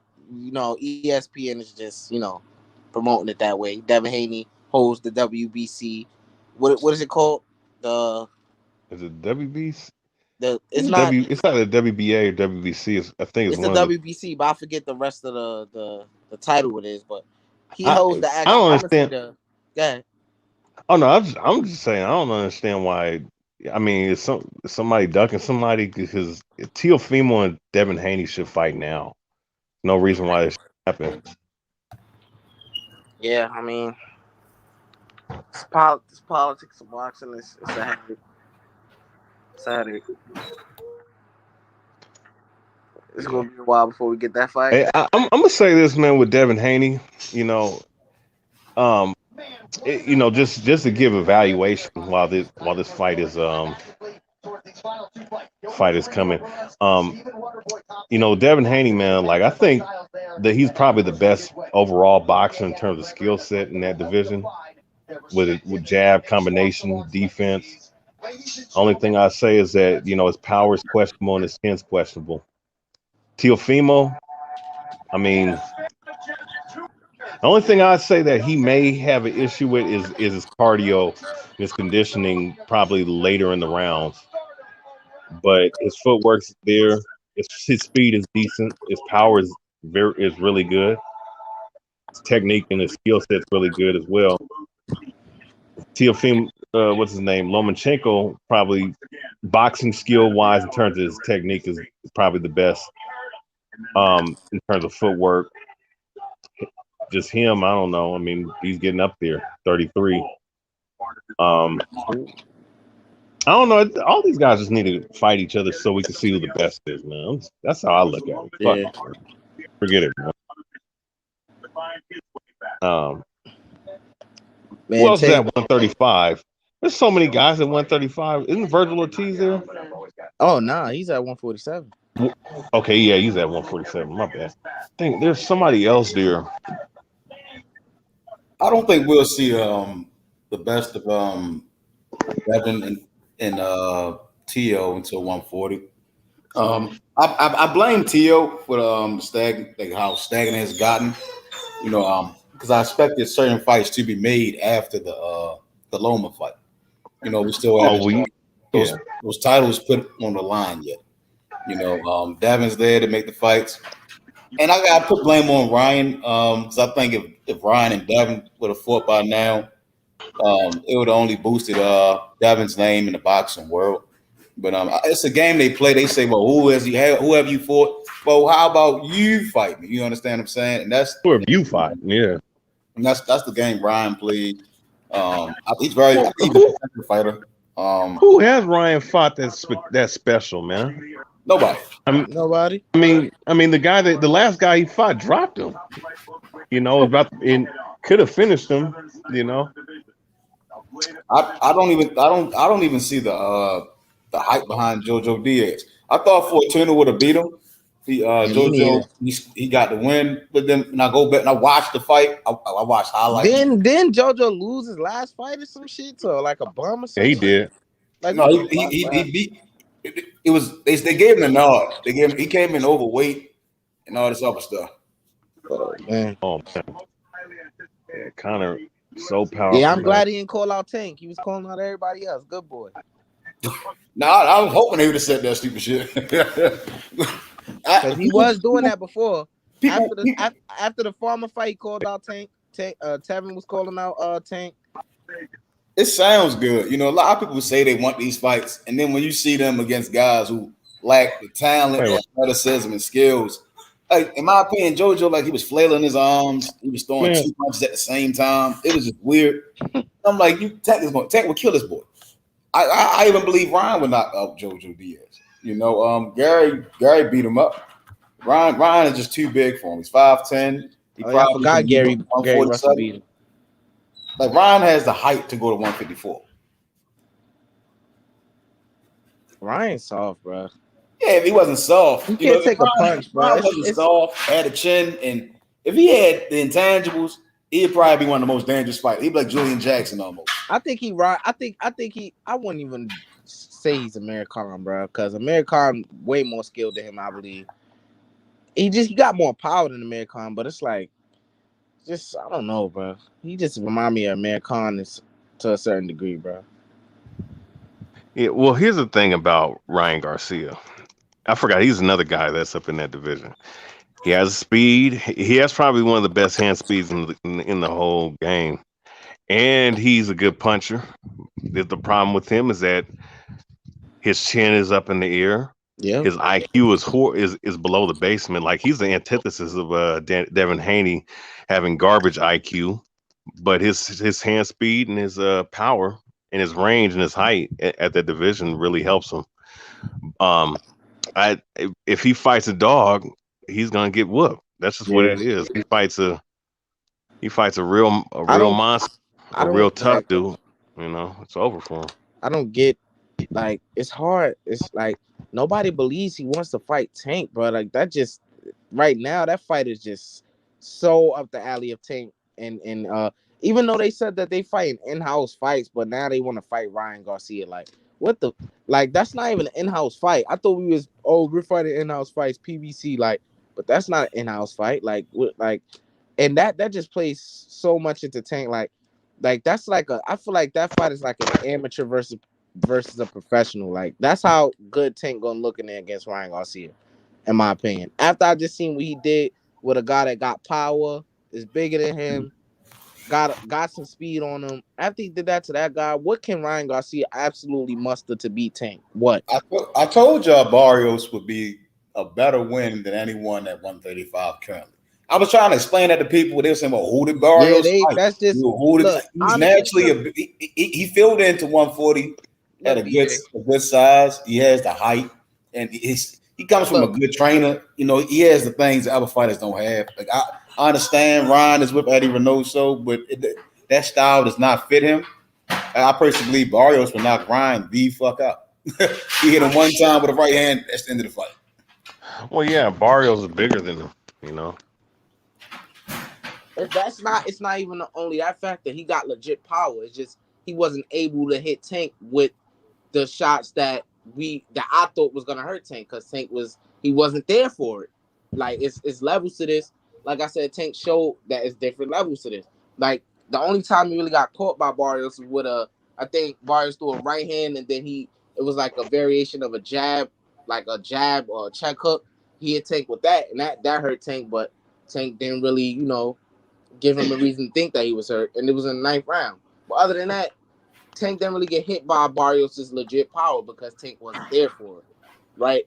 But I think he could knock out Ryan Garcia, because this guy comes from 122, and people like to say that Tank's fighting a 122 pounder, but this guy's a big dude. Like I don't see why people bring up that as an argument. Oh, Tank's fighting little dudes, and he's a little dude himself. He started at 126, so like, why is that an excuse? Just because he has more power than the other guys at his weight class? Like people just find any way to hate or discredit. And I wanted Barrios to win, right? I was rooting for him, right? But he lost. Like, and I'm gonna give Tank credit for that, because that guy was on a spectacular run. Out of his last 10 fights, he had 9 knockouts. Like this was no slouch. Tank went in and did the thing. You feel me? So like, people need to stop hating and just give the guy credit. Because I don't think Ryan would have went up and beat Mario Barrios. He would have got knocked out, like DJ said. And that would have been a tough fight for Tiafimo, I think. And I don't think he has the power like Tank to knock out that dude. So I think he deserves the credit. Yeah. Yeah, I feel it, man. I mean, I mean, all I know is Tank, if he fights Josh Taylor, that Brit, he gonna get a boxing lesson, and his face is gonna get lit up, bro. I don't, man. That fight, man. I don't know, bro. I don't know. Hey, I don't know why if, I don't know why they got Tank as the #1 fucking what is it, junior welterweight? yeah, That is crazy. That is crazy. that's how you know these rankings are garbage, man. Why would you put? So this is first fight against a guy that's not even in the top 10, and then he don't even he's not undisputed. Look, there's an undisputed champion in that division, but he's number. Oh, well, I guess the champion's not in the ranking because he's the champion. But how you don't skyrocket from the best? Like that's garbage, man. Yeah, that's shit. But It was good at Taco. That's just bias, bro. It's hard for me to say that Tank can't hang with anybody as far as I'm concerned, nobody at 35 beats him. Nobody. 30, nobody damn sure doesn't. I don't want to hear nothing about no Shakur Stevenson. He do not beat Tank. He just doesn't. Like, I think Tank, people tend to overlook his boxing skills or whatever the case may be or what have you. The guy can box. He showed me that in his last fight. So I don't want to hear nothing about Shakur. And Oscar Valdez, the style that he presents, he is a danger. but he's subject to get caught. He is. And Tank, I don't think whatever offense that Valdez tries to maneuver on Tank has good enough defense. And I don't think Valdez has the best defense. So I think Tank will get to him before he gets to him. Right? And then at 135, I'm not even gonna say why I think Tank runs through all those guys. He just does. For what I seen in that last fight, he showed me a lot. And I thought he was gonna get knocked out in that fight. And at 140, it's gonna be a little bit more tougher for Tank. It really will. And like in the fight with Barrios, he was scared to get touched up a little bit. He said he felt the power of Barrios. He said early on he really didn't know what to expect. So the first 4 rounds he was just, but then he got his confidence, right? When he started landing the left. So that's gonna be the issue. How is he gonna take these guys' powers at 140? Because these guys hitting hard at 140. Regis Prograis, he hits hard. He's awkward, right? Then we got Josh Taylor, who's undisputedly the best boxer up there at 140. So those fights are going to be a little bit more difficult. But I can't say Tank doesn't win those fights or have the ability, because he does. It's just not going to be easy, and it's definitely going to be 50-50 fights, like I thought the fight with Barrios was going to be. Right. I'm not going to count on 140 at all. Yeah. Yeah, I hear that, man. Porter is a favorable matchup for Tank. Porter doesn't have that much power. Only threat of being out-muscled and out-conditioned. But skill, damn, he took it down. Yep. But skill-wise and power-wise, Tank has the advantage. I mean, that's easy. I mean, I don't know.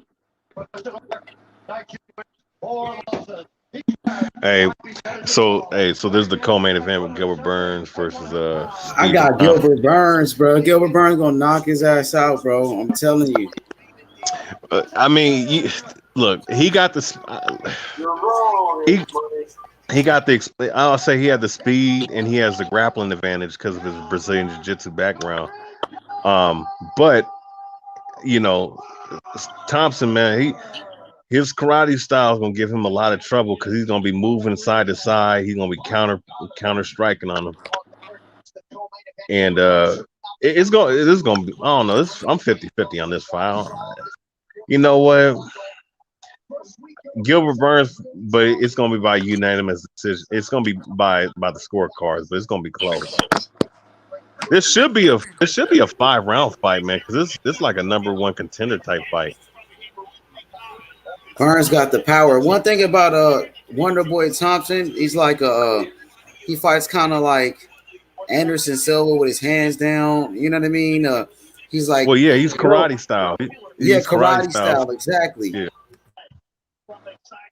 That's all. Because you see, he's not karate kid in real life.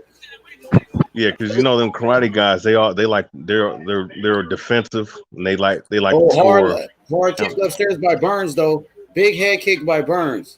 He got to him. Burns putting the pressure on him. You see that?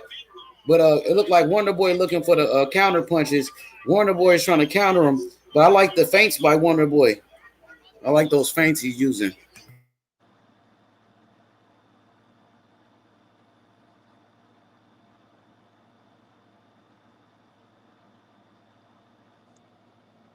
I don't know how these guys do it, bro.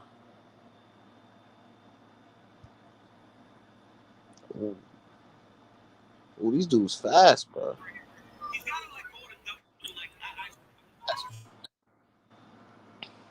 Yeah. Man, if Conor get knocked out, bro. If Burns can get it to the ground, yeah, that's what he needs to do. If he can get it to the ground, possibly. That's his best bet to beat him because he definitely got the grappling advantage. But wrestling wise, these guys are pretty much the same. They're not really that great wrestler. Let me ask you, what makes a wrestler a great wrestler? Like, what makes a wrestler great? Well, what makes a wrestler great, and there's different styles of wrestling, but just I think the main thing is just the grind, the constant grind, and the constant pushing. So you got to go for that. You got to keep, because if the takedown gets stopped, you still got to keep going, and if you keep turning the corner, for a single leg or a double leg or whatever, fireman's carry or whatever, or a Greco-Roman takedown. You just got to keep going. Ooh, you ever seen a fight ended by like a fireman's carry slam? Like, you ever seen a fight ended like that? Oh yeah, Rampage, man. The dude had him in a Oh triangle man. choke, slammed him. Ooh, There was a guy named Gerald Harris. He slammed this one dude, man, that had him in a choke. that I shit mean, yeah, hurt. slams Cyborg slams somebody. Yeah, slams knock people out. Ooh, that shit It hurts. happens. It's just if you get the back, see, that's where he wants to be at. Yep. So he's in dominant. Nah, he ain't in full dominant position. Yeah, I can't be on top of a dude like that, bro. I'm sorry, bro. Yeah, but you know what? Every fight goes to the ground. If you have some grappling skills, it will help. Yeah, that's true. Because most guys don't know nothing about grappling. If you know a little bit, you already have the advantage. I don't care how big or how small a guy is. I'll be honest with you, like sparring, grappling, it's easier to grapple bigger guys than it is smaller guys, because small guys, they be making quick transitions. If you a big guy, it'd make you mad. But if you wrestling the grappling the bigger guy, it's easier to kind of maneuver around them and shit. Yeah. But that's my experience. I mean, someone else's experience could be different. Dang, don't make this shit a the boring Wonder fight, Boy. bro. Yeah, so that dude. So Wonder Boy, he's doing a good job of at least keeping him from doing damage. Yeah. But Burns is doing the most this round. So that's Burns is doing the most. Man, the ref gotta separate this shit, bro. I want to come on, get back to the stand up, bro. Let's go. No, with the transitions, if it's just complete stalling like this for like 20 seconds, then they'll stop, then they'll break it. But if guys are transitioning, like right now, they could break it right now because they're not moving. But if they're constantly moving, this guy need to calm down. Which one is Burns? The one with the Burns is the Brazilian. Yeah, he needs to calm down, bro. Too anxious. Yep. Oh man, he could have. Oh man, hey, if Thompson would have landed that kick, boy. Yeah, that's what I'm saying. He gonna run into something. Gotta chill out.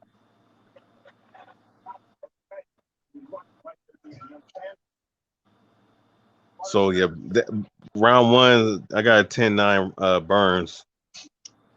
Yeah, that was like he was all over him in that round. So the adjustment that should be made for Stephen Thompson is to watch out for the takedown, because I think what he believes is that he does have the range. Of course, he got the 5-inch reach, longer legs. You just gotta watch out for the takedown. But he caught the left. Conor McGregor's a rich man. He doesn't even have to do this shit, bro. Oh, he's the highest paid. He's the highest paid athlete. Imagine he's the that highest Floyd fight. Like, that shit is crazy, bro. Yeah, he made like $100 million in that fight, bro. So Thompson, yep, keep scoring them legs on the outside. That's what he needs to do against Burns. I mean, he had that much longer leg reach on somebody, and reach. You got to stay on the outside. I think we could definitely see who's the more athletic fighter, but we gonna see the more skilled fighter. Yeah.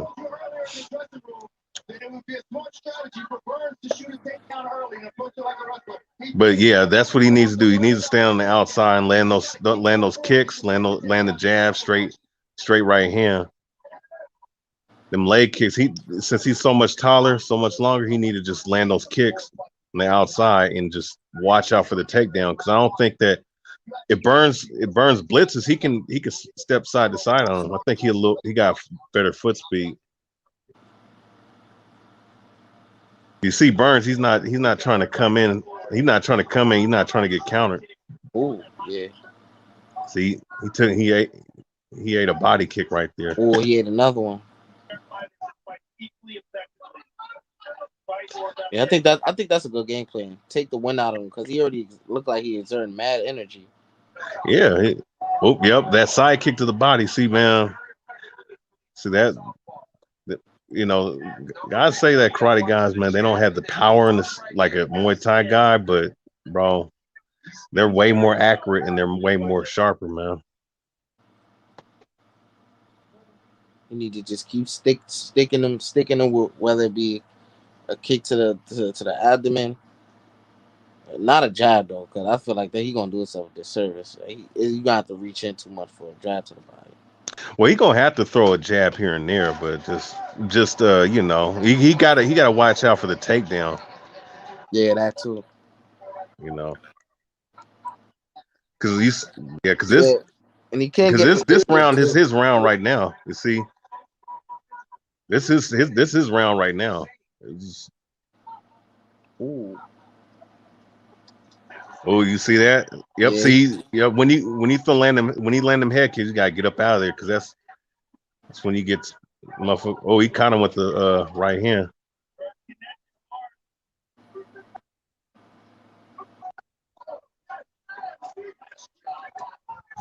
Ooh, that would have been devastating.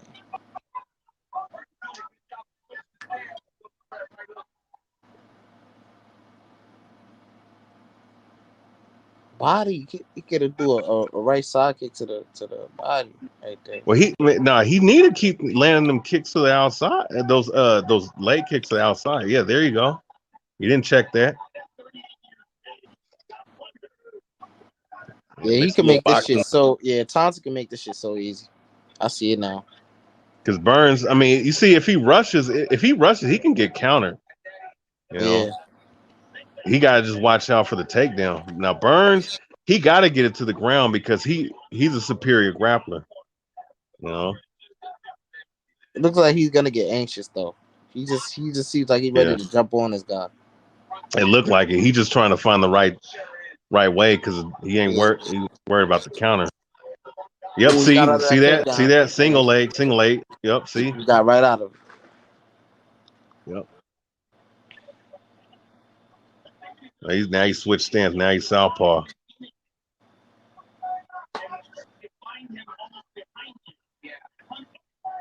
Yep.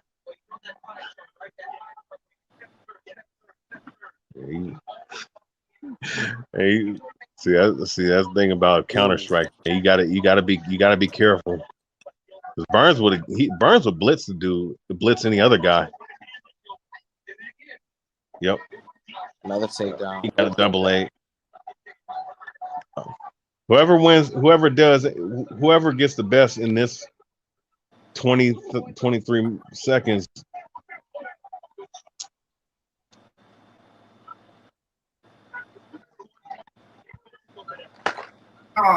Hey, you got to turn the audio down, bro. Whoever got the audio. Bad. It's all good. Who y'all got winning the fight so far? I say hey, hey, both of these guys are throwing punches. I don't know. I mean, you can make a case Thompson won the second round, but Burns won the first round. I say whoever wins this third round is gonna be the winner.